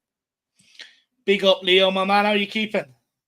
Big up, you guys. Big up. I just want to say fair play to you two who have been putting in a long shift today. But it's made for some very great entertainment, you guys. So much love to you guys. How you guys doing? Thank you, sir. Keep us going, my man. What do you have to say? What's on your mind? Yeah. Keep the energy going. Keep us, this is the time when we need different opinions. Look, it's going to be kind of hard. It's going to be kind of hard because everybody that's been on before me has said a lot of good things, important facts, and some very unique takes, right? So I'll try and add my own spices to this dish here. What's interested you in the conversation today? Yeah. No, just points all across the board. I mean, Kate made some very good points. Who else? Jeez, Ellie, Michael, everything's been good. I like just to kind of skim over a lot of them. I think I'm okay with Sonny being the captain. It's almost like it's the logical appointment for him, right? Like it was always supposed to be him out of the players that we have. So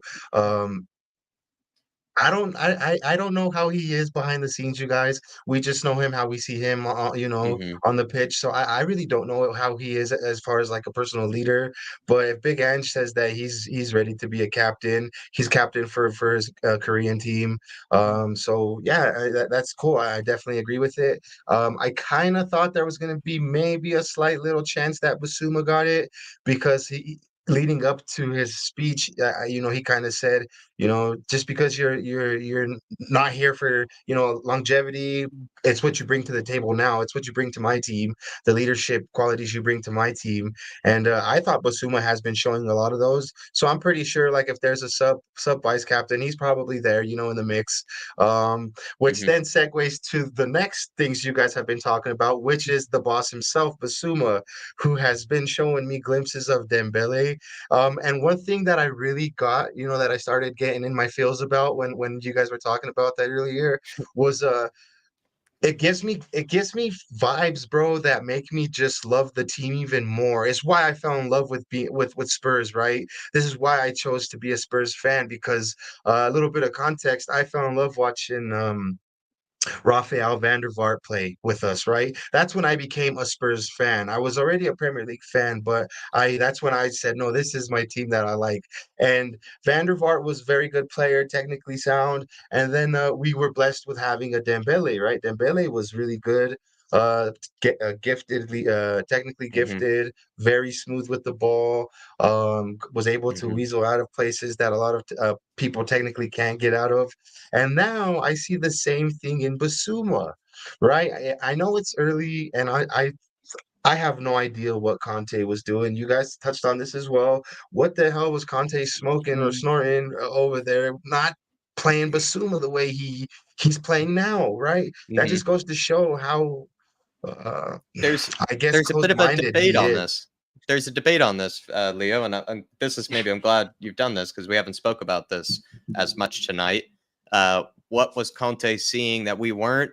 Dave did bring up with a bit of context, or I don't know. It's like you put an asterisk on it, Dave, or you did say like there was the long COVID that you have to think about, where Basuma had long COVID, and we Yeah, don't really know the implications of that, and that could mean he that's was fair. probably half the player, half the Mm. stamina, half the strength, half maybe even the mental focus and all those things that maybe he is right now. But also, he did have some other injuries here and there, I think, throughout the season that kind of didn't give him really as much of a fair shake or as much of a fair chance to break into the team. So maybe it wasn't entirely Conte. It could have also been maybe some injuries and, as well as COVID, Yeah. taking an impact. But I don't know, Dave. Leo has brought something up here. Conte, why is it though that he didn't see the Basuma in him? Look, I think he did, Jack. You got to understand, right? When he first came to the football club, like you said, he had COVID. Then he was out for a long time with an injury as well, and he wasn't really fit up until maybe the last 4 or 5 games of the season. For me, look, we can sit here and I said this with Antonio Conte. I get it, right? Look, I listen to plenty of podcasts for people in and around the game, that been in and around the game, to know that, look, Conte's regime was physically and mentally demanding, but on top of that, when all your little perks like ketchup, all the sauces, all that is gone, the food is bland, everything else, eventually it takes its toll on the players. And we can sit here and blame Antonio Conte for absolutely True. everything. True. However, we've got to realise Ange Postecoglou has had another 4 or 5 signings, which meant he doesn't have to use players that Antonio Conte had to use. So for me, I get it, right? I get the criticism around Conte and I get the criticism around Jose. They don't play the style of football that Tottenham are known for. But they've worked and won trophies at nearly every other club they've been at because they've operated in the right way.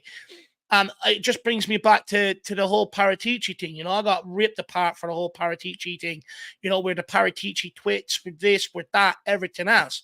But now everybody's sitting there praising Handball, which was built by Paratici, by his vision. And it's only coming to fruition now because there's certain players now not nowhere near that squad. The likes of Dyer, Sanchez, all these guys, Hugo Lloris, who are all a part of the leadership group, who are all formed and had a big hold on the dressing room because of how long they were here. They were the problem. They were a massive, massive problem. And that's an excellent point you make there too, right? And at the same thing, there's always 2 sides to the coin, which you just obviously went and showed that, right? But why, if Conte is, and then again, to play devil's advocate, if Conte is the man he's touted to be, right, the winner that he is, then why couldn't he come and nip all that shit in the ass right away, right? Why I wonder why he wasn't able to come and say, you know what, you guys, this little mean girls party you guys have going on, like just cut that shit, you know what I mean? And also On that too, I just wanted to go ahead, brother. just quickly on that, Conte asked for a centre back. Or he said, we need centre-backs. They brought him in Langley on loan. But he still had to pick between a Dyer or a Sanchez or people like that. And it's sort of like when you have to pick between them, we've seen the mistakes they made. We've seen how much they let the manager go. And, sometimes the manager is only as good as the squad and the players he has to work with. Ange Postecoglou said something very, very similar there not so long ago, that a manager is only as good as his squad, as the players he has to work with. But my point is, with Ange Postecoglou, we started to rebuild under Nuno with the likes of Romero and Gill and people like that when Paratici walked in. Then we were able to get some players in the January for when Conte arrived here. Then we went again in the summer. Then we went again last January. Now we've gone again in the summer. So after 5 windows, that squad is more or less fully rotated. Whereas before, managers were still having to rely on these guys. And the thing is, there was a lot made. Oh, Conte didn't ask for centre-back. So many people said that to me last year. Conte didn't ask for centre-back. But then if he didn't ask for centre-back, how did Langley arrive? He asked for a centre-back. It's the standard of centre-backs. They bring him in. Whereas I think now they've realised, I don't think they've actually changed their recruitment method. I think they've just managed to be able to have a year more of of this hindsight. Deadwood out. Yeah. I just think they have the year benefit of hindsight. Spot a on. little side note too, like a little asterisk there too. Wasn't Basuma one of those players quoted to be not Antonio's signing? It was a club signing as well too. Wasn't he part of that group of a few players that like he at the end it ended up coming out that like he wasn't my player, he was a player that the club just signed. I think he might have been one of those players too. It could be. I could definitely be mistaken though. I know he was a player well admired by Spurs. Spence was, I know that. I know in a similar way Spence, to how Richarlison was. I think Richarlison, right, was a player very much admired by Spurs. Daniel Levy, sought after, to try to, kind of screw over Everton in whatever way he could. I'm not sure if it's similar, but I think something was the case slightly similar with Basuma, where a bit of a player that the club had been following for a couple of seasons that they, had built a relationship with the agent. And also a big thing is that a lot of the signings we make are all connected to that CAA agent base. And Basuma could be also part of some of the many players that are part of that agent base that we seem to sign players from too. That could be part of it. Yeah.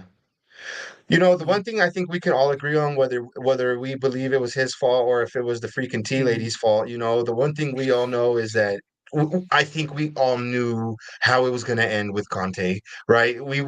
I got gassed up. I'm not going to lie. I got gassed up. I sipped the Kool-Aid, and you know what I mean? Yeah, I was sipping the Kool-Aid a lot, bro. And but at the end of the day, I was like, man, who are we shitting? Like we know where this is going to end up. It ended up the same way with Mourinho, which I again was gassed up for sipping the Kool-Aid, and look how that ended. But look, you guys, that is last year's business. Kool-Aid? What I'm about to say is now it's a brand new brand of Kool-Aid, and I'm loving this Kool-Aid, bro. Come on. It feels good to be a winner. Here, bro. Nothing but Kool-Aid. This is Ange Kool-Aid right here, brother. What does Ange's taste like? What's different about Ange's Kool-Aid versus, the previous ones? What do you like about it more?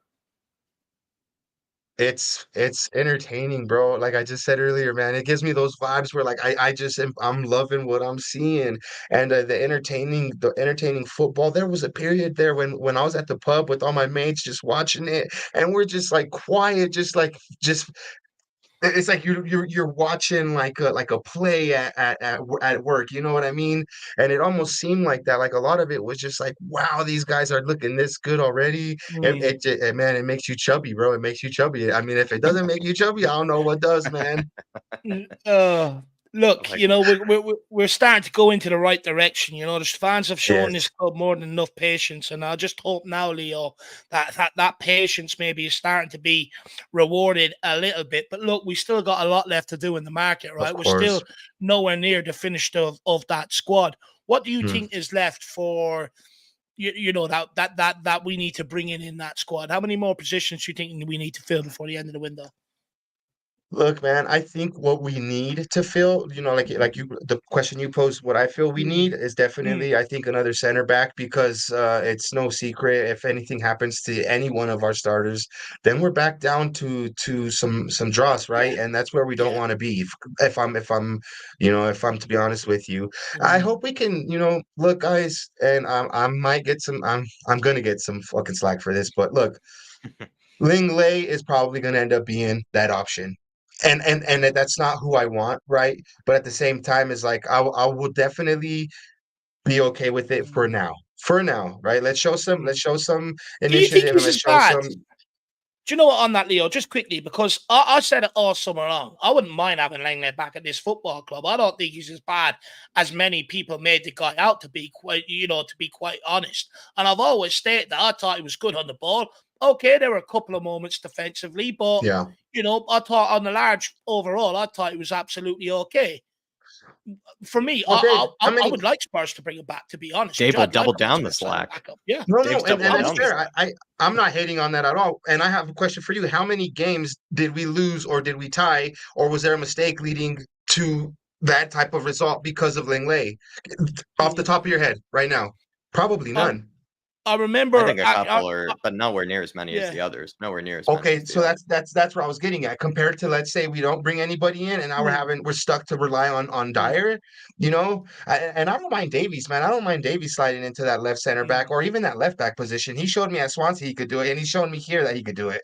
Right? He's getting old, of course he is, but still to have that type of utility player, man, it's what's the saying? A bird in the hand is worth more than two in the bush, and that's what you get with Davies, right? Like he's kind of got a couple of different aspects of his game, which is okay. And just I just see in the comments here, Lingley fits in like he does, dude. Like he does fit in. He's not the Rolls Royce, right? But at the same time, like so you don't always have to drive the Rolls to go get the groceries. I mean, you could take the Honda Civic. Do you know what, Leo? Like, brilliant analogy. But for me, lad, it's just sort of like, who do we want coming in here, right? We got to accept the club ain't going to go out and spend 30, 40, 50, 60 million on a guy to come in here and play backup. It's not going to happen. They've been waiting for Langley all summer long. Langley's waiting for Tottenham all summer long. He turned and moved down to Saudi. But for me, I'd much rather him come in than Dyer or Sanchez. I'd have more confidence with him in the team than I do the others. Well, and Dave, it's more or less we have to think with our realistic hat on, right? Is we've done some business already, and we've done good business this window. And as Spurs fans, I think we should just be happy with what we got, right? With what we have. But we should definitely always hope for the best and hope for more, which is what you would want from the director as well. But it's always going to be a hard time to get this team to turn around like that. We could definitely add players, but Dave, let's make sure we add players that are going to pick up the pace in the team, right? That are going to add something to the team instead of just be another like not a flop, but like you don't want to bring no bad apples to this nice group of players we have going. Agreed. Especially you don't want to bring somebody probably who has too big of a chip on his shoulder, like a Vlahovic playing up front. I don't think that's the type.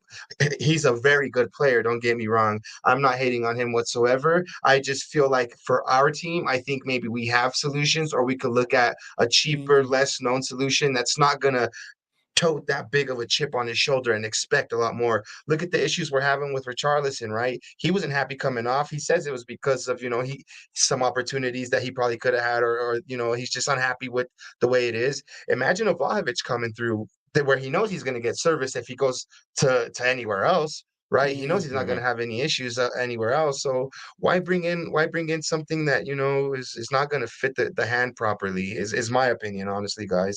And then in the center, yeah, it depends. Is Lo Celso going out? I wouldn't mind if he stayed either. I But think he then might be again, staying. staying around. Yeah, if he stays around, like where's his head at? Where's his mentality at? Is he going to be a bad apple around all these players? We know even last year or a couple years before, he was kind of a nuisance in the locker room or with the staff or something like that. So, I think, if he's willing to sacrifice some stuff for the good of the team, if any player is willing to sacrifice anything for the better of the team, then that's a player that I want, wearing the really white and wearing the badge, because that means you want the best for the team. You don't want the best for your stats, right? And I think we're trying to get away from that. We're trying to have, it's shown off. How many goals do our front three have this season, as opposed to the people behind them, right? It's not just about the people up front. It's about the whole team, and it's about the whole team, starting with Vicario, who I have to big up now that I have a chance. You know what I mean? Played a fucking excellent game. The whole team did, you guys. The whole team played an excellent game. And if you want to come play with the Spurs, you gotta realize you have big shoes to fill, my man. Anybody coming to play for Spurs, you have big shoes to fill, because Ange Postecoglou is going to expect a lot. And anyone up against Spurs, my man, anyone up against us better be willing to run about, because if not, they're going to get caught cold. Those laces. Yeah, lads, because this is Tottenham now, lads. This is Tottenham now. It's not what they used to say, how lads is just Tottenham. No, I really feel that this is a footprint or a thumbprint to something, like a cornerstone to something very big, you guys. I like it. Yeah, good man. Good man, Leo. For sure. Well, Leo, where can people find you, my man? Yeah. Well, first, I want to say I appreciate you guys, like I did earlier. You guys have put in a shift. You guys can find me definitely at IrishHotspur. There's a link right there. We're trying to do some match day vlogs. I put out a couple already this season. We're trying to do Parker's Pitch. It's hard to do like these vlogs, right? To do these podcasts, you have to have it's not easy. You guys at home watching that just comment, like, that's the easy part. The hard part is trying to entertain, to bring up the content. So we're trying to go a different route and still incorporate the podcast, because it's always fun to just waffle on about everything Spurs, bro. You know what I mean? And so that's necessary. But yeah, you guys come over to the channel, Mile High Hotspur. We took a break for the summer, but I mean, we're trying to hit the ground running. There you go, Love everybody. that. Show Leo Love some that. love, please, tonight. Post Man United win. Share the love around. Go on over to Mile High Hotspur. Send them a subscribe, and then from there, I imagine they'll pop up on the algorithm and click in, say hello, tell them the Irish sent you, and as well show them some love, everybody, and say hi to Parker, say hi to Leo, say hello to everybody they have over there. They have nice guys over there, and say keep them company and show them some support on the road. Pick up everybody. Big up, Leo. Thank you for coming on, my man. Thank you for your time this evening. Good chat. Yep. Good chat. Likewise. I'm glad we agreed. Come on, glad you Spurs. Come on, you Spurs.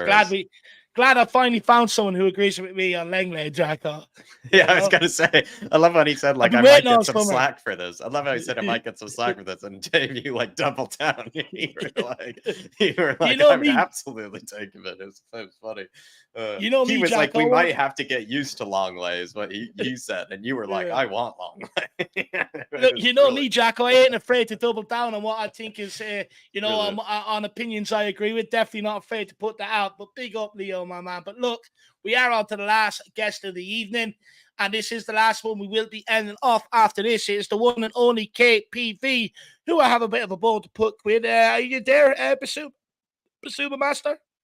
He is. Should be changing that to Odegaard. But anyway, KPV, my man. First of all, why is your name. fantasy? Yeah, explain your fantasy football team name. 11 Odegaards. What's that about? No chance. No one decides my team name. I decide, and I ain't. Yeah, but you're a Spurs fan. You can't have 11 Odegaards as your team name. Well, I decide. So no one tells me what to do. I decide. What if we suggested something, KPV? What if we suggested maybe 11 matters? 11 Basumas. 11 Basumas. I'll think about that, but I'm not going to do it yet because I want to see how we do in the next few games. I will think about it. Still waiting to be convinced? You're still waiting to be convinced, KPV? It's not dark, whoever that is. I've got a light on. So not dark. But I will think about it. But great win. We finally beat Man United at the Tottenham Hotspur Stadium. As we call them, Man United, Expressions calls them. They got put in the cliff and they can moan. And Bruno can moan all he likes, but it wasn't a pen. Romero didn't get the ball and VR agreed. So quit moaning, Onana. You weren't the better team, we were. So, and Ten Hag can moan all he wants, but it's Eric Six Hag now. Eric Six Ten Hag. We've beaten him twice actually. He won once at the Tottenham Hotspur Stadium. That was semi-final first leg in the Champions League, 2019, and we've done a double over Onana now. But we came from behind in Amsterdam, but we didn't keep a clean sheet, unfortunately. 2-0 down, but Lucas Mourapid hat-trick, and now he's conceded 4 goals against Tottenham. That's 4. Or actually 5, actually. 5. So it's 5-4, actually. 5-3 against him. So Ajax scored 3, but 1-0 first leg, 2 second leg. So he scored 5. They've only scored 3. So, Onana, what you telling me, kid? You've lost twice to Tottenham with 10. He loves conceding. He loves conceding to Spurs, KPV. He just loves letting the goals in for us. And Ange is going to beat Arsenal. I don't know why Arsenal fans in a WhatsApp group are saying that. But TJ Warren, Minwall's watch in September, mate, the North London derby at the Emirates. There's only one person who's won at the Emirates. That was Harry Redknapp, and that was when we had Van der Vaart, Bale, and Kabul, the goal scorers. Van der Ven, big up, my man. Can't wait to beat Arsenal at the Emirates finally, and that's 3-4 weeks. So great win against United, and Star was immense. First goal for the club, 2 years at the club, and scores his first goal. And Then I thought Ben Davies scored. His son thought he scored, but it was Martinez's own goal. His son thought his dad scored, but he didn't touch it. But he said, "Oh, I didn't touch it, but I'm claiming it. Like, claim it if you want." Welsh Cafu, that's his name. Welsh Cafu. Did Not- Lissandro Martinez pull a Harry Maguire on that own goal there, KPV? Did he pull a Yeah. Harry Maguire? He pulled a Harry Maguire. Like, the good thing is he wasn't starting though. But Martinez, I hear we're interested in his Argentina mate, Lautaro Martinez. Like, I'd take him, but I don't want Lukaku. Why are we in talks with Chelsea with a guy who has played for Chelsea and still flopped and left to go into and now is wanted by us? Like, I don't want him. I'd rather go for Martinez, Lautaro. He knows where the goal net is. Would you take Lautaro, Dave? No, I personally think he's a bit overrated, to be honest with you. Nah, I'm not having that. World Cup winner. I know he scored against Saudi Arabia, but nah, I'm not having it, Dave. I want him to come because I know he hasn't scored 20 goals or something for Inter in the last few years, but I think he scored 20 or something last season for Inter. So, but yeah, lost the UCL final. Lukaku, man of match for Man City, stopped nearly scoring past his own goalkeeper, Onana. But yeah, I don't want Lukaku. Like, and big up to Jan Vertonghen for mocking Pochettino. Hey! Why? What did he say? He didn't say anything. He just mocked him. Like, he loved Poch losing 3-1 to West Ham. Poch was unbeaten in 5 games against Moyes, never lost, but he's now finally lost. He's now 5-1, like the Undertaker streak at WrestleMania, 21-1. So him and Undertaker's streak is over. So, what if I told you, KPV, that Spurs' midfield of Madison, Lo Celso, I think Sarr, you have a Skip, Højbjerg, basically all of Spurs' midfield, if I'm not mistaken, costs less than Caicedo and Enzo Fernandez combined. Is that madness? Oh, madness. I didn't know that. Bentancur and Matters, Basuma, all of them cost less than Caicedo and Enzo combined. That's mad. Hopefully it's not a big serious injury because Alice Goldford is just a precaution injury. So should be available for Bournemouth, Matters. So yeah. Can Lo Celso fill in?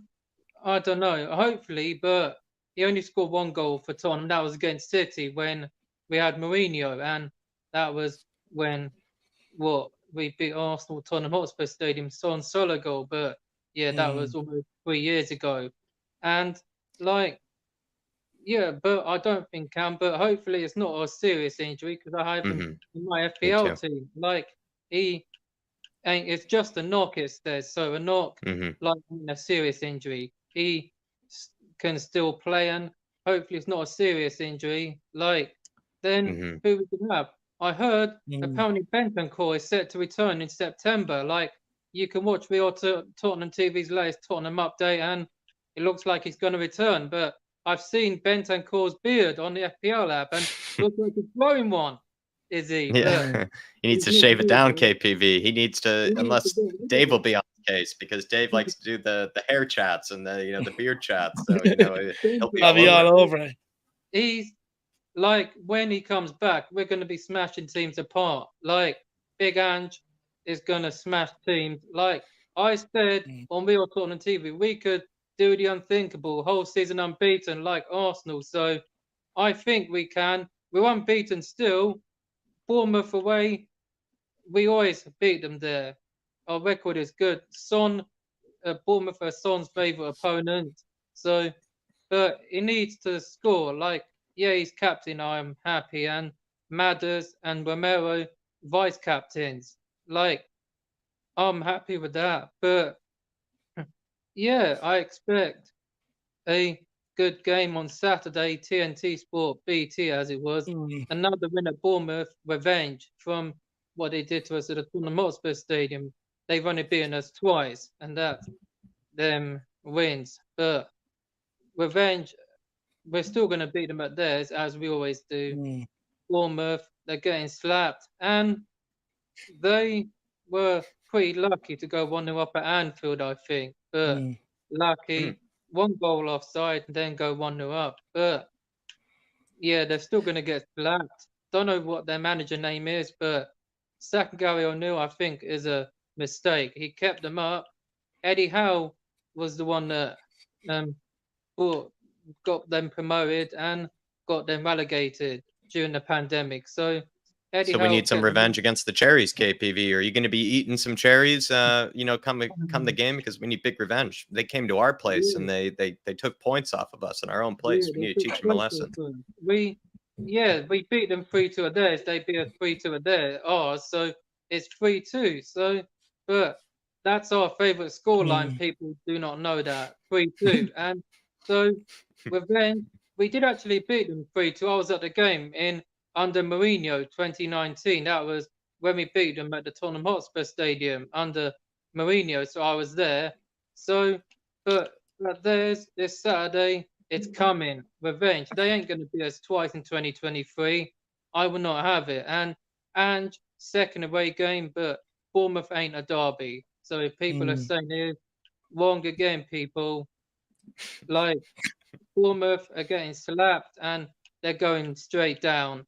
They came up last year, not this year, last year, but they're going straight back down. And like, I don't really like Bournemouth, but they beat Liverpool. They got lucky against us, but yeah, that or like the only thing we kept was slapping them up this Saturday. I think we will.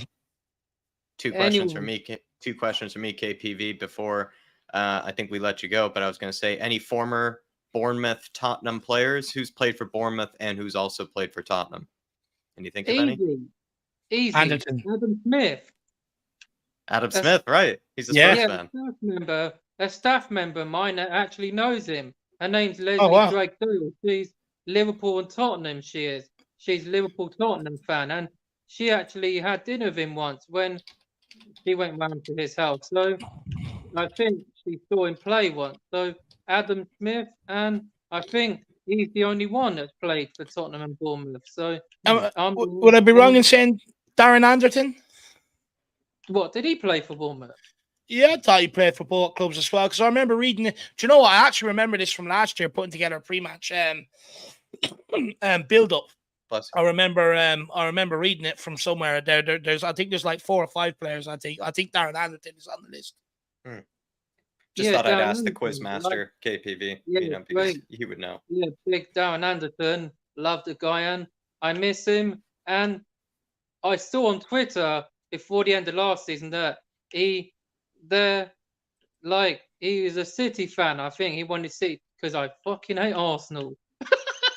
I saw it on Twitter and I couldn't stop laughing. So Teddy Sheringham was doing a Liam Gallagher impression, and Glenn Hoddle was City fan, but he played for Spurs. So big up to old Tottenham legends for wanting City to win the league, because let's be honest, I think we can, but we just need another centre back before the window closes not this week, next week. So I'd bring one in, but I don't really want Longley in. He only got 1 goal. That was against Marseille away when we won the group. But I don't really want him. I know some people don't. I don't. But if we don't get tapped sober, because we can spend that Kane money. When we spent that Bell money in 2013, we got crap players, but no offense, Ericsson and Lamella, no offense, but he's still fully poised. Big up to him. And Ericsson, 2 great players. The rest, shocking. Kirikes, Soldado, and Chadley, good player. I like him. He was brilliant. So big up, man. Yeah, Chadley scored goals, actually. Yeah, anyway, like KPV, who's letting the dogs out against the cherries? Who's letting them out? Hard to say. Is it going to be Dave? Is it going to be Nick? Me, Sean I'm ready. Maddox from earlier? It's going to be Dave and Barry. It's going to be Dave and Barry. Dave and Barry. All right. Love it. I'll be watching it. So nice. So we're going to win. Like, I want a clean sheet. Like, first clean sheet of the season. And brilliant save from Vicario to deny Casemiro. Like, I went on Real Tottenham TV after the Man U game, after the draw 1-0 at Tottenham Hotspur Stadium 3 years ago, and I said on a fan cam, Lloris made save of the season. Not anymore. It's Vicario's save of the season. So, Big Vic. Love it. Big Vic.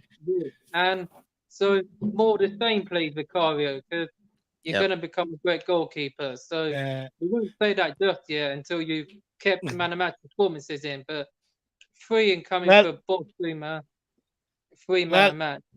Hopefully them man of the match performances are to come, KPV. But look, we are going to end it off here, KPV, my man. So big yourself up. Really appreciate your time, my man. And Have I'll a good see night, you KPV. hopefully Friday. I'll see you all Friday for the next one. And if you've changed that team name of yours.